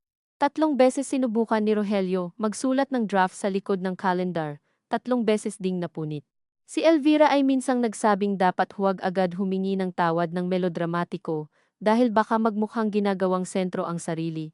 At nagulat si Mara sa talim ng praktikalidad na iyon sa ina niyang madalas ay ayaw ng humipo ng sakit ng diretsahan. Si Diego ang nagmungkahi na magpakilala muna, aminin ang dahilan ng paghahanap ng hindi agad pinapasok ang usapan ng lupa. Si Mara naman ay ilang beses gustong sabihin na hindi maaaring hindi banggitin iyon sa kalaunan. Ngunit napigilan niya ang sarili dahil napansin niyang sa bawat pagsingit niya ng salitang karapatan, nagiging mas makitid ang mukha ni Elvira, na para bang sa bawat legal na katotohanan ay may personal na kabigatan itong binabayaran. Sa bandang huli, ang napagkasunduan lamang ay huwag muna magpadala ng araw ding iyon, isang gabi pa raw, isang gabi pa para mag-isip. Sa unang tingin, maliit na pagpapaliban lamang iyon, ngunit alam ni Mara na sa pamilya nila, ang isang gabing idinadagdag sa pagitan ng tanong at sagot ay maaaring maging lugar ng paglambot o lalo pang pag-igting. Nang pauwi na siya, hinabol siya ni Elvira sa may gate at marahang nagsabi, Mara, huwag mo sanang isipin na dahil may liham na, saka lang siya naging tao sa amin. Hindi ka agad makasagot si Mara. Hindi niya alam kung iyon ba ay pagtatanggol o paghingi ng awa o simpleng pahayag ng ina na gusto ring paniwalaan ang mas mabuting bersyon ng sarili. Hindi ko alam kung anong iisipin ko, ma, sabi niya sa wakas, tumango si Elvira. Ako rin. Dumaan ang magdamag na iyon sa kaniya na parang palaging may bahagyang ugong sa tenga. Hindi niya alam kung ang mas iniisip niya ay ang babae sa sulat o ang ina niyang sa unang pagkakataon ay hayagang umaming wala rin itong matibay na hahawakan. Umaga nang mag-text si Diego, padala na raw mamaya. Hindi siya agad tumawag. Hinayaan muna niyang lumamig ng kaunti ang loob bago siya nagpunta sa bahay kinagabihan. Naipadala na nga ang maikling sulat, hindi rehistrado, sa address na ibinigay sa ibaba ng liham, pagpapakilala, pag-amin na si Rogelio nga ang naghahanap. Paliwanag na may lumang sulat ng ama nito na nagpapaalala lamang ng pagkilala sa lahat ng anak, at paanyayang mag-usap kung nanaisin ng babae. Walang hinihinging sagot tungkol sa pera o lupa, habang binabasa ni Mara ang kopya. Ramdam niya ang pagsisikap nilang alisin ang anumang tunog ng pagkwenta, at gayon paman, sa ilalim ng bawat maingat na pangungusap ay naroon pa rin ang katotohanan kaya lamang sila humantong dito ay dahil sa lupang iyon. Sa posibilidad ng hatian, sa takot na maunahan ng tanong, walang paraan upang ganap na linisin ang pinagmulan.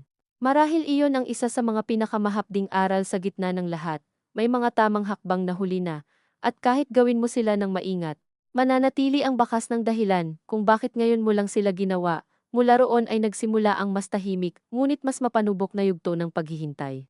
Hindi na sila araw-araw nag-uusap tungkol sa liham, ngunit bawat kilos ay tila nakikilingan dito.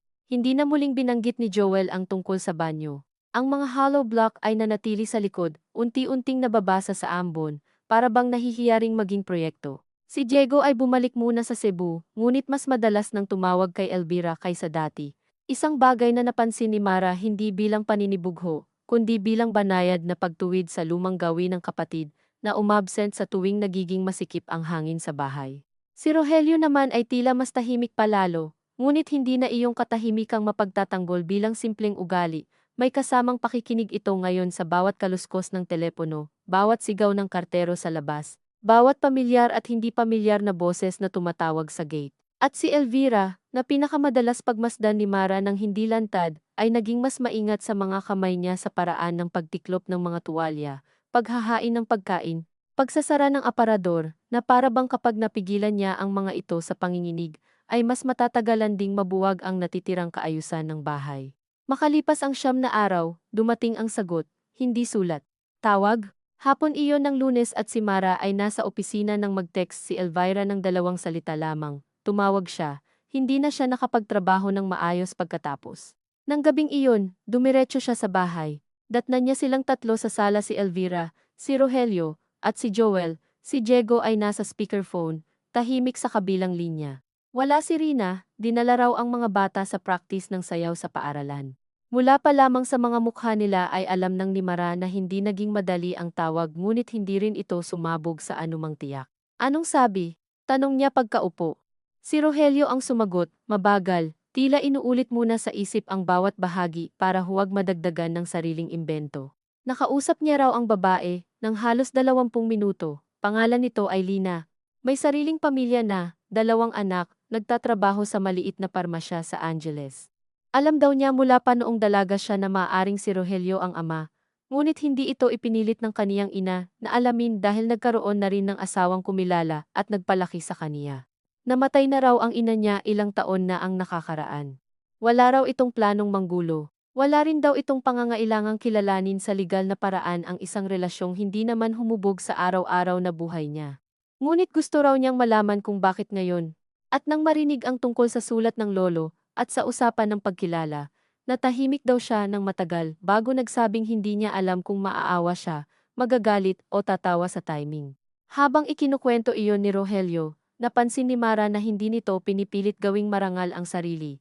Hindi rin ito nagsasalita na parang humihingi agad ng kapatawaran. Sa kakaibang paraan, iyon marahil ang pinakatapat na anyo ng ama niya na nakita niya sa mga buwang ito. Hindi mabait, hindi kontrabida, hindi bida ng sarili niyang pagsisisi, kundi isang lalaking kapos sa panahong inilaan sa tamang gawain at ngayoy walang magawa kundi harapin ang kabagalan ng resulta. Gusto ba niya tayong makita? Tanong ni Mara. Umiling si Rogelio. Hindi pa. Sabi niya, hindi pa niya kayang ilagay sa mukha ang mga taong bunga rin ng buhay na wala siya. Napayuko si Elvira sa pangungusap na iyon. Si Joel ay nakatingin lamang sa sahig. Sa speakerphone, si Diego ang marahang nagtanong, at tungkol sa lupa. Naramdaman ni Mara ang panandaliang hiya sa linyang iyon, hindi dahil maling itanong kundi dahil iyon din ang tanong na nananatiling nasa ilalim ng lahat, gaano man nila piliting maging marangal ang usapan. Sinabi ko, sagot ni Rogelio, na hindi ko siya kinontak para humingi agad ng sagot doon. Na gusto ko lang malaman niya na kinikilala ko ang posibilidad at handa akong magpatingin kung kailangan ng katibayan. Anong sabi niya? Tanong ni Mara. Sabi niya, dahan-dahang sagot ng ama nila, hindi ko kailangan ng dugo para malaman na may kulang. Ang gusto ko lang malaman ay kung bakit kailangan kong dumating sa kwento ninyo sa puntong may sinusukat kayong mana. Walang umimik. Hindi ito bago sa diwa, matagal nang alam ni Mara na iyan ang pinakamatigas na bato sa ilalim ng lahat. Ngunit ang marinig itong buo, galing sa taong nasa labas ng bahay ngunit hindi nalabas sa kwento, ay iba. Parang may humawak sa bawat maingat nilang paliwanag at saka marahang ibinalik sa sentro ang batik na matagal na nilang inililibot-ligaw. Hindi umiwas si Rogelio. Wala akong nasagot agad, sabi nito. Kasi totoo naman. Napapikit si Mara. Sa kakaibang paraan, ang pag-aming iyon ang unang bagay sa mahabang panahon na nakapagpababa ng bahagya sa init sa loob niya. Hindi dahil sapat iyon, kundi dahil sa wakas, may isang tao ring tumigil sa pag-aayos ng wika para hindi masyadong halata ang pinagmula ng sakit. Hindi pa rin naging simple ang sumunod na usapan. Si Diego ay nagtanong kung ibig bang sabihin ay wala raw interes si Lina sa bahagi ng lupa, at mabilis na sagot ni Rogelio na hindi pa nila maaaring ipalagay iyon dahil hindi pa naman iyon ang buo nilang pinag-uusapan. Nagkibit-balikat si Joel nang marinig iyon, ngunit hindi na siya sumingit ng dati niyang mapanuring linya. Si Elvira ay minsang nagsabing kahit ano pa ang pasya ni Lina, kailangan pa ring ayusin ang papeles ng hindi nagmamadali at hindi patago, at sa pagkakataong ito, wala nang tumutol sa salitang patago. Nang gabing iyon, wala ring pinal na napagkasunduan. Ngunit nagtakda sila sa unang pagkakataon ng may tuwirang loob na pagkaraan ng 2 linggo, kapag nakapag-isip na si Lina, at sila rin, uupo silang lahat, kasama man sa tawag o hindi ang babae, at tatalakayin ng malinaw ang 3 bagay lamang, ang karapatan habang buhay pa ang mga magulang, ang gamit ng bahay, at likod na lote habang wala pang hatian, at ang anumang magiging pagkilala kay Lina kung nanaisin niya, hindi iyon kasunduan, hindi pa. Ngunit hindi na rin iyon ang lumang uri ng pagpapaliban na ang totoo'y pagtatago. Nang makauwi si Mara sa apartment, hindi siya nakaramdam ng ginhawang malinis, walang ganito sa pamilya nila. Ngunit may naramdaman siyang bahagyang pagbabago ng bigat, parang ang dati nagkakanya-kanyang buhat ng mga bato sa dibdib, at ngayon ay kahit paano'y nailapag na nila ang ilan sa mesa, hindi para mag-aanin agad, kundi para hindi na kailangang magpanggap na wala. Bago siya matulog ay naalala niya ang tanong ni Lina na ipinasa ni Rogelio kung bakit kailangan siyang dumating sa kwento nila sa puntong may sinusukat silang mana, at naisip niyang marahil iyon din ang tamang tanong para sa kanilang lahat.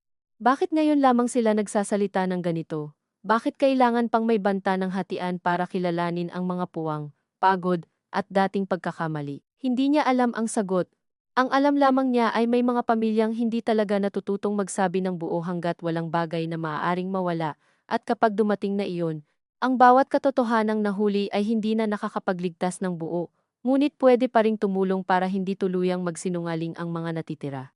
Sa dulo ng 2 linggo, bago pa man dumating ang araw na itinakda nilang mag-uusap muli, tumawag si Elvira isang gabi para sabihing sinimulan na raw ni Rogelio ipalipat sa isang malinaw na folder ang lahat ng papeles tax declaration, kopya ng sulat ni Isko, resibo, maging ang draft ng posibleng kasulatan para sa paggamit muna ng bahay, habang buhay pa silang mag-asawa, at habang nakikinig si Mara sa tinig ng ina, na hindi na gaanong nanginginig ngunit hindi rin payapa. Naisip niyang marahil iyon ang pinakamalapit sa pag-amin na kayang ibigay ng mga magulang niya sa ngayon. Ang ilabas ang mga papel mula sa mga lihim na drawer, at itabi ang mga ito kung saan hindi na kailangang manghalungkat ang sinuman para malaman na totoo sila. Ngunit alam din niyang ang paglabas ng mga papel ay hindi pa katumbas ng paglabas ng lahat ng loob, at nang ibinaba niya ang tawag ay naramdaman niyang ang susunod na pag-upo nilang muli sa iisang sala ay hindi na maaring umasa sa mga lumang gawin ng pag-iwas. Dahil ngayon ay may sulat, may tinig, may taong nasa labas ng bahay, ngunit nakapasok na sa bawat pagtingin nila sa isa't isa, at kung may anumang maaaring iligtas pa sa bahay na iyon. Hindi na iyon ang ilusyon na dati itong buo, kundi ang bahagyang tapang na huwag nang bumalik sa katahimikang gumawa ng lahat ng ito. Sa araw na itinakda nilang muling mag-uusap sa sala, hindi naman nagbago ang anyo ng bahay, at marahil iyon ang unang bagay na napansin ni Mara nang dumating siya, nang mas maaga kaysa sa iba. Ang parehong bitak sa pader sa tabi ng altar. Ang parehong kurtinang bahagyang kupas sa may bintana, ang parehong amoy ng kanin at piniritong bawang na kumakapit sa kahoy, kahit kalalinis lamang ni Elvira ng mesa, at gayon paman, sa ilalim ng pamilyar na mga bagay na iyon, ay may pakiramdam na parang ang bahay mismo ay nag-iingat ng hininga, hindi dahil may nakahandang malaking pangyayari kundi dahil sa wakas ay wala nang maaasahang kurtina ng pagpapaliban na pwedeng isabit sa pagitan nila. Si Rogelio ay nakaupo na sa sala, nang datnan niya. May suot na luma ngunit malinis na polo at hawak ang malinaw na plastic folder kung saan inayos na niya ang mga papeles, mga tax declaration, kopya ng sulat ni Isko, resibo ng amilyar, at isang maikling kasulatan na type na, ngunit wala pang pirma.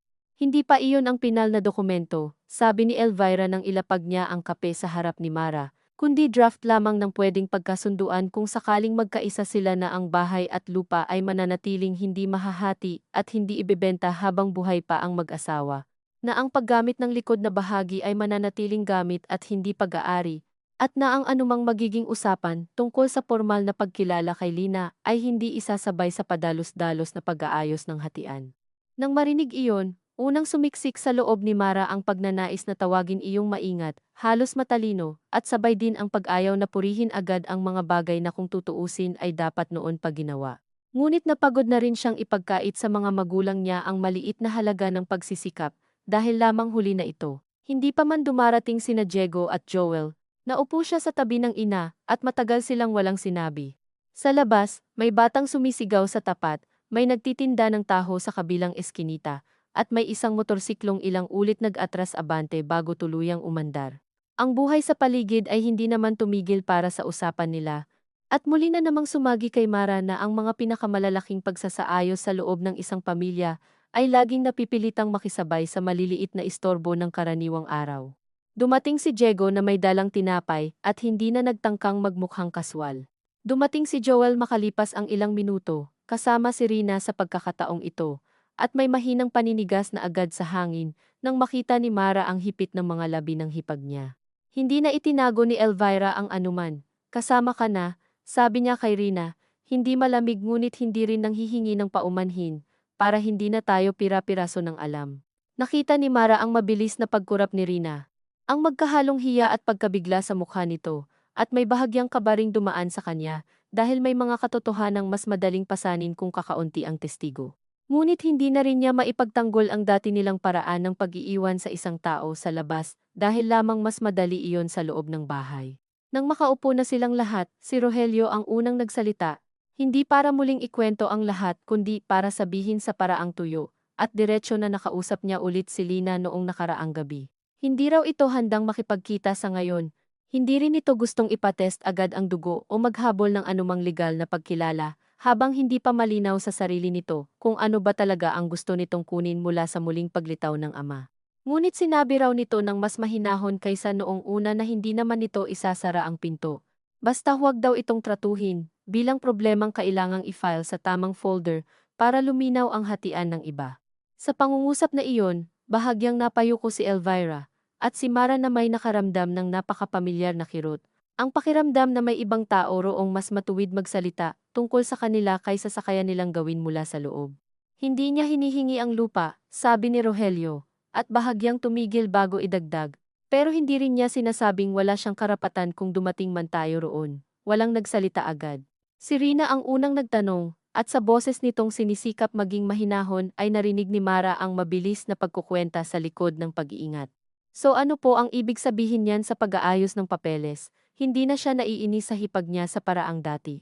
Napansin niya pa nga ang katotohanan ito. Ang tanong na malamang ay nasa isip nilang lahat. Kahit mas magalang lamang ang pagkakabihis ni Rina, sa pagkakataong ito, si Diego ang sumagot bago pa makaimik si Rogelio. Ibig sabihin, hindi tayo pwedeng magpanggap na apat lang tayo sa usapang ito. Hindi naman ibig sabihin noon, sabi ni Joel, na wala na tayong aayusin habang buhay pa si Nama at Pa. Muntik nang bumukas ang dati nilang banggaan. Naramdaman iyon ni Mara sa bahagyang pagtaas ng balikat ni Diego, at sa kilos ng kamay ni Joel na tila naghahanda ng itulak ang sariling punto. Ngunit bago pa tuluyang tumalim ang usapan, si Elvira ang nagsalita sa paraang tahimik ngunit mas matigas kaysa karaniwan. Kaya nga kami gumawa ng draft, sabi nito, hindi para takasan siya, para tumigil muna kayo sa pagsukat ng bakuran na parang may naghihintay ng magbakod bukas. Hindi umimik si Joel. Si Rina ay napatingin sa biyenan niya. At sa unang pagkakataon mula nang magsimula ang lahat, parang nakita ni Mara na may bahagyang hiyaring lumusot sa mukha ng hipag niya, hindi total na pag-amin, hindi naman ganap na pag-urong. Ngunit sapat para maalala ni Mara na hindi rin siguro madali para sa isang taong nakikitira sa bahay ng biyenan ang mabansagang laging may nakahandang interes sa bawat pako at hollow block. Kinuha ni Rogelio ang type draft at ipinasa muna kay Diego, saka umikot sa kanilang lahat. Habang binabasa iyon ni Mara, wala naman talagang nakakagulat sa laman, mananatili ang buong bahay at lote sa ilalim ng pangalan ng mag-asawa habang nabubuhay pa sila, walang bahagi ang maaring ibenta, isanla, ipatayo, o ipasok sa hiwalay na pag-angkin ng walang nakasulat at pinirmahang pahintulot nilang dalawa. Si Joel at ang pamilya nito ay maaaring manatili sa bahay at gamitin ang likod na bahagi para sa pangangailangan ng araw-araw, ngunit walang anumang pagpapagawa na lalampas sa simpleng repair nang hindi na pag-uusapan ng magkakapatid. Si Mara at Diego ay kinikilalang may pantay na karapatang makaalam sa lahat ng papeles at bayarin kaugnay ng bahay, at pagdating ng panahon, ang anumang formal na usapan tungkol sa mana ay gagawin lamang pagkatapos malinaw na ring mapag-usapan kay Lina kung nanaisin nitong makilala o kilalanin sa legal na paraan ang kaugnayan nito kay Rogelio. Malinis ang wika, halos walang puwang para sa lambot, at marahil dahil dito ay nakaramdam si Mara ng kakaibang lungkot. Sapagkat sa loob ng maraming linggo, ganito lamang din pala ang kayang maabot ng pamilya nila kapag nagsikap, isang dokumentong hindi naman nakapaglulunas ng sugat ngunit marunong kahit paano maglagay ng harang sa susunod na posibleng pinsala. Hindi iyon maliit, sinabi niya sa sarili. Ngunit hindi rin iyon ang uri ng bagay na makapagsasabi kung sino ang mas nasaktan o mas nagkulang. Gusto niyo bang pirmahan natin ito ngayon? Tanong ni Diego, ibinaba ang papel sa mesa. Hindi pa, sagot ni Rogelio. Basahin muna ng maigi. Kung may gustong baguhin, sabihin, tahimik muli. Si Rina ang humingi ng pahintulot na magsalita. May sasabihin po sana ako, sabi nito, mas maingat na ngayon kaysa dati. Tumingin si Elvira at tumango. Noong una, umpisa ni Rina, akala ko po talaga practical lang na mas malinaw kung sino ang nandito at sino ang gumagamit. Hindi ko naman itatangging naisip ko rin na mas makakabuti sa mga anak ko kung dito kami sa likod makapag-ayos balang araw.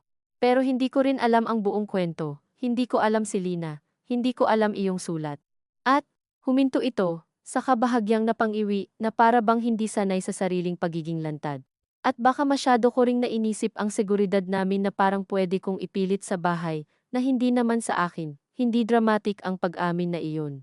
Halos hindi nga sapat para tawaging pag-amin kung ibang tainga ang makikinig.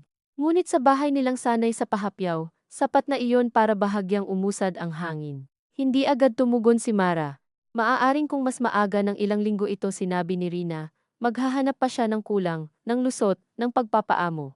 Ngayon ay naramdaman na lamang niya ang pagod ng isang taong unti-unting inuunawa na bihira sa mga alitang pampamilya, ang may kusang lalapit na may dalang malinis at buong pagsisisi. Kadalasan, ang makukuha mo lamang ay kalahating pangungusap, may bahid ng pagtatanggol sa sarili, ngunit may bahagyang totoo. At minsan kailangang magpasya kung sapat na bang simula iyon para huwag lalo pang durugin ang araw. Si Joel naman ay matagal bago nagsalita. Ayokong magmukha na ang lahat ng ginawa ko rito ay may kapalit na lupa, sabi nito, hindi nakatingin kanino man sa kanila. Pero ayoko ring magsinungaling na hindi ako natatakot. Dahil kapag sinabing gamit lang at hindi pag-aari, ang dali kasing isipin na isang araw pwede rin kaming paalisin. Doon napatingin sa kaniya si Mara ng mas diretso. Ang linyang iyon ay may sariling talim, at bahagyang sumikdo sa loob niya ang inis dahil muli na namang lumilitaw ang sariling takot ni Joel sa mismong oras na sinusubukan nilang ilagay sa ayos ang mga hangganan. Ngunit naroroon din ang mas tahimik na pagkilala na marahil iyon nga ang pinakabuod ng depensa ng kapatid niya. Mula umpisa pa lamang, hindi lang pagnanais ang naroroon, kundi takot ding mawalan ng lugar sa bahay, na naging salbabida at kulungan niya sa magkaibang taon ng buhay. Walang nagpapaalis sa inyo, sabi ni Elvira, at sa boses nito ay may kakaibang diin na para bang hindi lamang kay Joel kundi sa sarili na rin niya ito sinasabi. Pero hindi rin pwedeng dahil takot kang mapaalis, aakalain mong may bahagi ka ng nauna kaysa sa iba. Hindi na sumagot si Joel. Sa tabi niya, marahang hinawakan ni Rina ang laylayan ng blusa nito, hindi para awatin kundi parang paalala lamang na may ibang tainga sa loob ng bahay, hinumaya-maya. Si Diego ang nagmungkahing ipanotaryo ang kasunduan kapag napag-ayunan na ang final wording, hindi bilang mana kundi bilang malinaw na family arrangement habang buhay pa ang mga magulang nila. Praktikal na mungkahi iyon, at sa lumang bersyon ng kanilang mga sarili, malamang susundan iyon agad ng pagtatalo tungkol sa legal na epekto, sa gastos, sa pagmamay-ari, sa sino ang sasama sa munisipyo, sa sino ang hahawak ng orihinal. Ngunit sa pagkakataong iyon, tila lahat sila ay napagod na rin sa ingay ng sariling hinala, kaya ang mga tugon ay mas marahan. Si Mara ang unang nagtanong kung pwedeng idagdag sa draft na anumang major repair o extension ay kailangang malinaw na nakasulat kung sino ang gumastos at hindi iyon pwedeng i-convert bilang automatic na claim sa lupa. Hinaharap, sumang-ayon si Diego agad. Si Joel ay bahagyang umirap, ngunit pagkaraan ng ilang segundo ay tumango rin at nagsabing mas mabuti na ring malinaw kaysa puro sumbatan balang araw. Nang marinig iyon, muntik nang ngumiti si Mara sa pait ng loob, napakasimple ng tunog ng ganoong mga pangungusap kapag nahuli. Gayunman, may bahagyang ginhawa rin sa pag-iral mismo ng simpleng wika, habang tumatagal ang usapan, wala namang himalang naganap, hindi sila biglang naging malapit, hindi sila nagyakapan. Wala ring sinumang tumayo para sabihing simula ngayon ay patas na ang lahat. Sa halip, isa-isang nailatag ang mga maliliit na praktikalidad na noon ay lagi nilang nilalampasan dahil mas madaling magtalo sa prinsipyo. Sino ang hahawak ng duplicate copies? Sino ang magbabayad ng notaryo? Paano ia-update ang record ng amilyar? Sino ang sasama kay Rogelio kung sakaling nais na nitong makipagkita kay Lina sa pampublikong lugar at hindi mag-isa? Paano ipaliliwanag kay mga bata kung bakit hindi mo na itutuloy ang planong banyo sa likod? Sa gitna ng mga detalyeng ito, naramdaman ni Mara ang unti-unting pag-urong ng isang uri ng takot sa kanya hindi dahil gumaganda ang lahat, kundi dahil kapag ang isang pamilya ay sa wakas napipilitang magsalita sa antas ng detalye, bahagyang nababawasan ang espasyo para sa mga halimaw na likha ng hula, hindi nawawala ang sakit, ngunit nagkakaroon ito ng mga gilid na mahahawakan. Bandang huli, nang halos lumamig na ang kape sa mesa at sumisilip na ang dapit hapon sa mga kurtina, si Rogelio ang muling nagbalik sa bagay na matagal na nilang iniiwasan, kahit pa nasa gitna ng lahat, ang sarili niyang pagkukulang. Hindi niya iyon ipinahayag na parang kumpisal. Wala ring malalaking salita. Nakaupo lamang siya, hawak ang salamin sa mata na hindi naman niya suot, at sinabing, hindi ko kayo mabibigyan ng paliwanag na magpapagaan ng buo dito. Hindi ko rin kayang sabihing, noon pa dapat ako naging mabuting ama sa paraang sapat para walang butas na ganito. Ang masasabi ko lang, mali ang hinayaan kong lumipas ng walang pangalan. At mali rin kung hahayaan ko ulit na ang katahimikan ang magdesisyon para sa inyo. Pagkasabi noon, tumingin siya kay Elvira bago sa kanilang mga anak. Hindi humingi ng tawad sa paraan ng mga taong umaasang tapos na ang usapan kapag naibigay na ang tamang salita. Mas para iyong tahimik na paglalatag ng limitasyon, nang kaya niyang ayusin, si Mara ay hindi umiyak, ngunit naramdaman niya ang bigat ng pagod na matagal nang nakapatong sa kanya, na bahagyang nag-iba ng pwesto. Marahil dahil sa lahat ng buwan na lumipas, iyon ang unang pagkakataon na may isang nagsalita sa loob ng bahay na hindi sinusubukang iligtas ng husto ang sarili mula sa sariling papel. Nang matapos ang pag-uusap, walang formal na seremonya ng pagtatapos. Si Diego ay tumayo para tawagan ang notaryong kakilala sa susunod na linggo. Si Rina ay pumasok sa kusina para tingnan ang sinaing. Si Joel ay lumabas sa likod at matagal na nakatayo lamang sa tabi ng mga hollow block na hindi pa rin naaayos ang kapalaran. Si Elvira ay nagligpit ng mga tasa sa paraang sanay na sanay, ngunit napansin ni Mara na mas magaan ng kaunti ang mga kilos nito, na para bang ang simpleng katotohanang wala nang nakatagong folder sa maling drawer ay nakabawas man lang sa bigat ng balikat. Si Mara mismo ay hindi agad umalis. Sumunod siya kay Joel sa likod at ilang sandali silang kapwa tumingin sa markang chalk na bahagyang nabura na ng mga nakaraang ambon. Hindi muna ito, sabi ni Joel, tinapik ng marahan ang isa sa mga hollow block gamit ang tsinelas. Hindi muna, sagot niya. Tahimik muli. Pagkatapos ay si Joel, na parang kausap ang semento, at hindi siya, ay nagsabing, noong una, akala ko kapag hindi ko ipinaglaban ng maaga, mawawala sa amin ang pwesto dito. Hindi sumagot si Mara agad, at ngayon, tanong niya, kumibot ang balikat ng kapatid niya. Ngayon alam ko nang pwedeng ipaglaban ang pwesto, nang hindi inaangkin ang buong bakuran. Pero hindi ibig sabihin na hindi pa rin ako natatakot. Sa pagkakataong iyon, hindi na niya sinalungat ang takot ng kapatid. Naramdaman niyang may mga bagay talagang hindi kailangang sagutin para gumaan ng kaunti. Minsan sapat nang marinig na totoo pala sila at hindi lang taktika. Ako rin naman, sabi niya sa huli, hindi iyon buong pagkakaunawaan, ngunit hindi rin kasinungalingan. Nang magpaalam si Diego bago dumilim, dumaan ito sa tabi ni Mara at marahang nagsabi, hindi pala lahat kailangang mabunyag para lang lumubog ang isa. Alam niyang si Lina ang nasa likod ng linyang iyon, at marahil sila rin. Tumango lamang siya. Pag-uwi niya ng gabing iyon, hindi pa rin malinaw kung kailan makikipagkita si Rogelio kay Lina, kung nanaisin ba nitong makilala sina Mara at ang mga kapatid niya, kung darating ba ang araw na isasama ang pangalan nito sa isang formal na papel, o kung mananatili itong presensyang nasa labas ng gate ngunit bahagi na ng hugis ng bahay.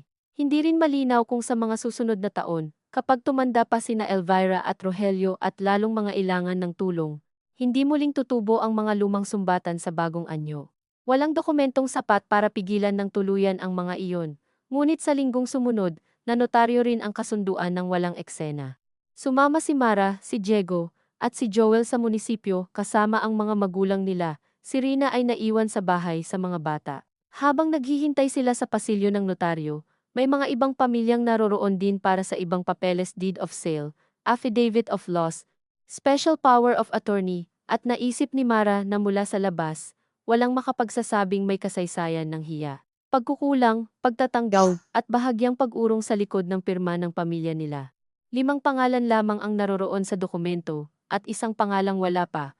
Habang pinipirmahan niya ang kaniyang bahagi bilang saksi sa pagkakaalam at pagtanggap sa kasunduan, naisip niya si Lina sa Angeles, marahil nasa counter ng maliit na parmasya, humahawak ng resibo o gamot, at walang anumang obligasyong maramdaman ang bigat ng pen na iyon sa kamay ni Mara. Gayunpaman, naroon siya sa bawat kurba ng pirma, sa bawat puwang na sinadyang huwag munang takpan.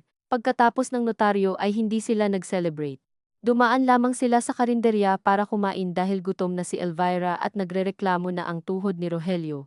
Umorder si Diego ng sinigang, si Joel ng adobo, si Mara ng gulay, at sa gitna ng usapan tungkol sa alat ng sabaw, at sa traffic sa may tulay ay naroroon ang kakaibang pakiramdam na parang hindi naman sila nakaligtas sa isang bagyo, kundi natutong umupo ng hindi nagpapatayan habang umuulan pa rin. Ilang araw makalipas noon, muling tumawag si Lina. Hindi mahaba ang tawag, hiningi lamang nito ang permiso ni Rogelio na manatili muna ang lahat sa sulat at tawag, na huwag muna siyang dalawin, at kung maari raw ay si Elvira naman ang kausapin niya minsan sa hinaharap. Hindi pa ngayon, kundi kapag kaya na, nang ikwento iyon ng ina niya kay Mara sa telepono, matagal siyang natahimik. Pumayag ka? Tanong niya. Oo, sagot ni Elvira. Hindi bilang may utang ako sa kaniya. Hindi rin bilang kailangan niya akong patawarin o ako siya. Gusto ko lang sigurong marinig ko rin kung paano niya dinala ang pangalan naming wala sa bahay. Hindi alam ni Mara kung ano ang tamang maramdaman sa tugon na iyon. May bahagi sa kaniya ang napaiwas sa ginhawa. Dahil ang mga ganitong paglapit ay hindi kailanman malinis, laging may kasamang pag-uusig sa nakaraan at pagkakagapos sa mga papel at dugo. Ngunit may bahagi rin siyang kumilala sa kakaibang tapang ng ina niya, hindi iyong tapang na sumisigaw o nagmamagaling, kundi iyong kusang pumapayag tumingin sa butas nang hindi muna iniisip kung paano ililigtas ang dangal. Dumating ang Pasko nang hindi pa rin sila nagkikita ni Lina. May padalang maliit na kahon ng pastillas mula Angeles. Walang card kundi simpleng papel na may nakasulat na, para sa bahay. Hindi alam ni Mara kung sino sa kanila ang higit na naapektuhan doon. Si Rogelio ay matagal na nakatitig lamang sa kahon, bago ito binuksan. Si Elvira ay agad naghiwa-hiwa at ipinamahagi sa lahat na parang ordinaryong pasalubong lamang, marahil dahil kung masyado nila iyong hahawakan bilang simbolo ay baka wala nang makalunok. Si Joel ay kumuha ng isa para sa anak niyang si Miko, at sinabing matamis, wala nang dagdag. Si Diego, nasa video call mula Cebu, ay tumawa ng mahina at sinabing buti pa raw si Lina marunong pumili ng pasalubong. Sa sandaling iyon, may kung anong bahagyang lumuwag sa loob ni Mara, hindi bilang paghilom, kundi bilang patunay na may ilang bagay palang pwedeng umiral sa pagitan ng sugat at katahimikan. Isang kahon, isang tawag, isang notaryadong papel na hindi nag-aangking solusyon, isang pamilyang marunong ng kaunti nang huwag agad gawing sandata ang bawat maliit na galaw. Hindi nito binura ang lahat. Kapag umuuwi si Mara sa bahay ng mga magulang niya, naroon pa rin ang bakas ng mga buwang muntik silang masingitan ng sariling hinala. Ang mga hollow block sa likod ay nanatili munang nakasalansan, nang matagal bago tuluyang ginamit, hindi sa banyo kundi sa mababang harang sa paligid ng labahan, na pinagkasunduan ng lahat at isinulat pa ni Diego sa notebook kung magkano ang gastos, na para bang natuto na nga silang ang kahit maliit na semento ay kailangang may sapat na liwanag. Si Joel ay nandoon pa rin sa bahay, nag-aalaga, nagrereklamo minsan, tumutulong madalas, at hindi na rin ikinukubli ng buo ang pagod. Si Rina ay mas maingat na sa mga biro tungkol sa likod na lote, bagaman may mga pagkakataon pa ring napapansin ni Mara ang mabilis nitong pagsukat sa espasyo gamit ang mata, ngunit imbes na agad mainis, natutuhan ni Mara na makita roon ang halo ng ambisyon, at kaba, ng pagnanais ng sariling sulok sa mundong hindi pa naman tunay na kanya. Si Diego ay nanatiling malayo ngunit hindi na ganoon kalayo sa tawag at pag-alala. At si Elvira at Rogelio, bagaman hindi biglang naging mga taong sanay sa bukas na pagpapaliwanag, ay hindi na rin bumalik sa lumang gawin ng pagtatago sa likod ng mga drawer na may maling susi.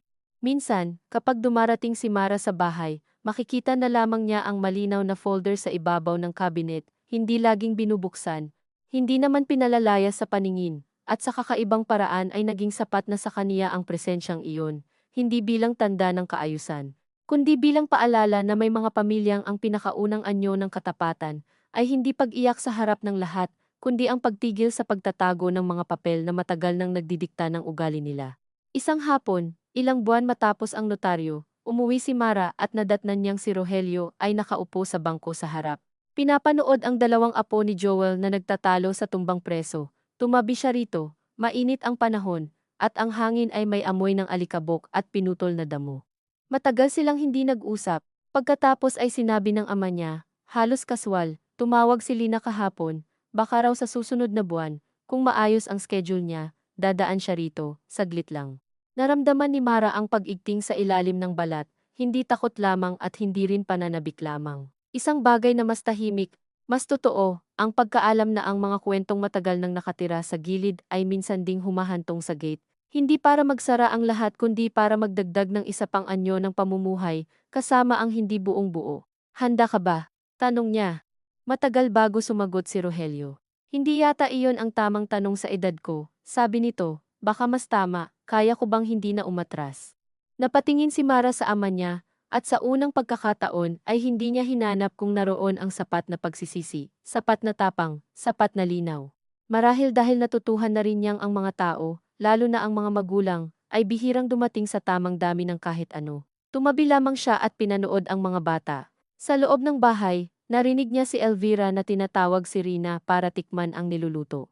Sa likod, may tunog ng timba na inilipat ni Joel. Sa telepono niya, may mensahe si Diego na larawan ng maulan na kalsada sa Cebu. Ang bahay ay hindi na malinis na kwento ng mana, o bahay ng mga tunay at hindi tunay na anak, o simpleng bakuran ng magulang na pinagtatalunan ng magkakapatid. Isa na itong lugar na natutong tumanggap ng bahagyang liwanag sa mga puwang ng hindi inaasahang gaganda agad ang lahat. At habang nakaupo si Mara sa harap ng bahay na iyon, pinapanood ang alikabok na bahagyang umaangat sa paa ng mga batang walang alam sa mga kasulatan. Naisip niyang marahil hindi naman talaga dapat humantong ang mga pamilya sa ganap na pagkakaayos para masabing may nailigtas pa. Minsan sapat ng may ilang bagay na hindi na itinatago, may ilang hangganang hindi na kinukuha bilang pag-aari, may ilang taong dating kwento lamang na ngayon may boses na. At may ilang tahimik na hapon, kung saan kaya na nilang umupo sa iisang bakuran nang hindi kailangang ipagpilitang buo sila. Dahil sa wakas ay alam na rin nilang may mga tahanang, hindi gumagaling sa pagbalik sa dati, kundi sa unti-unting pag-aaral, kung paano tumira kasama ang mga bahaging hindi na maibabalik, at hindi na rin kailangang ikaila.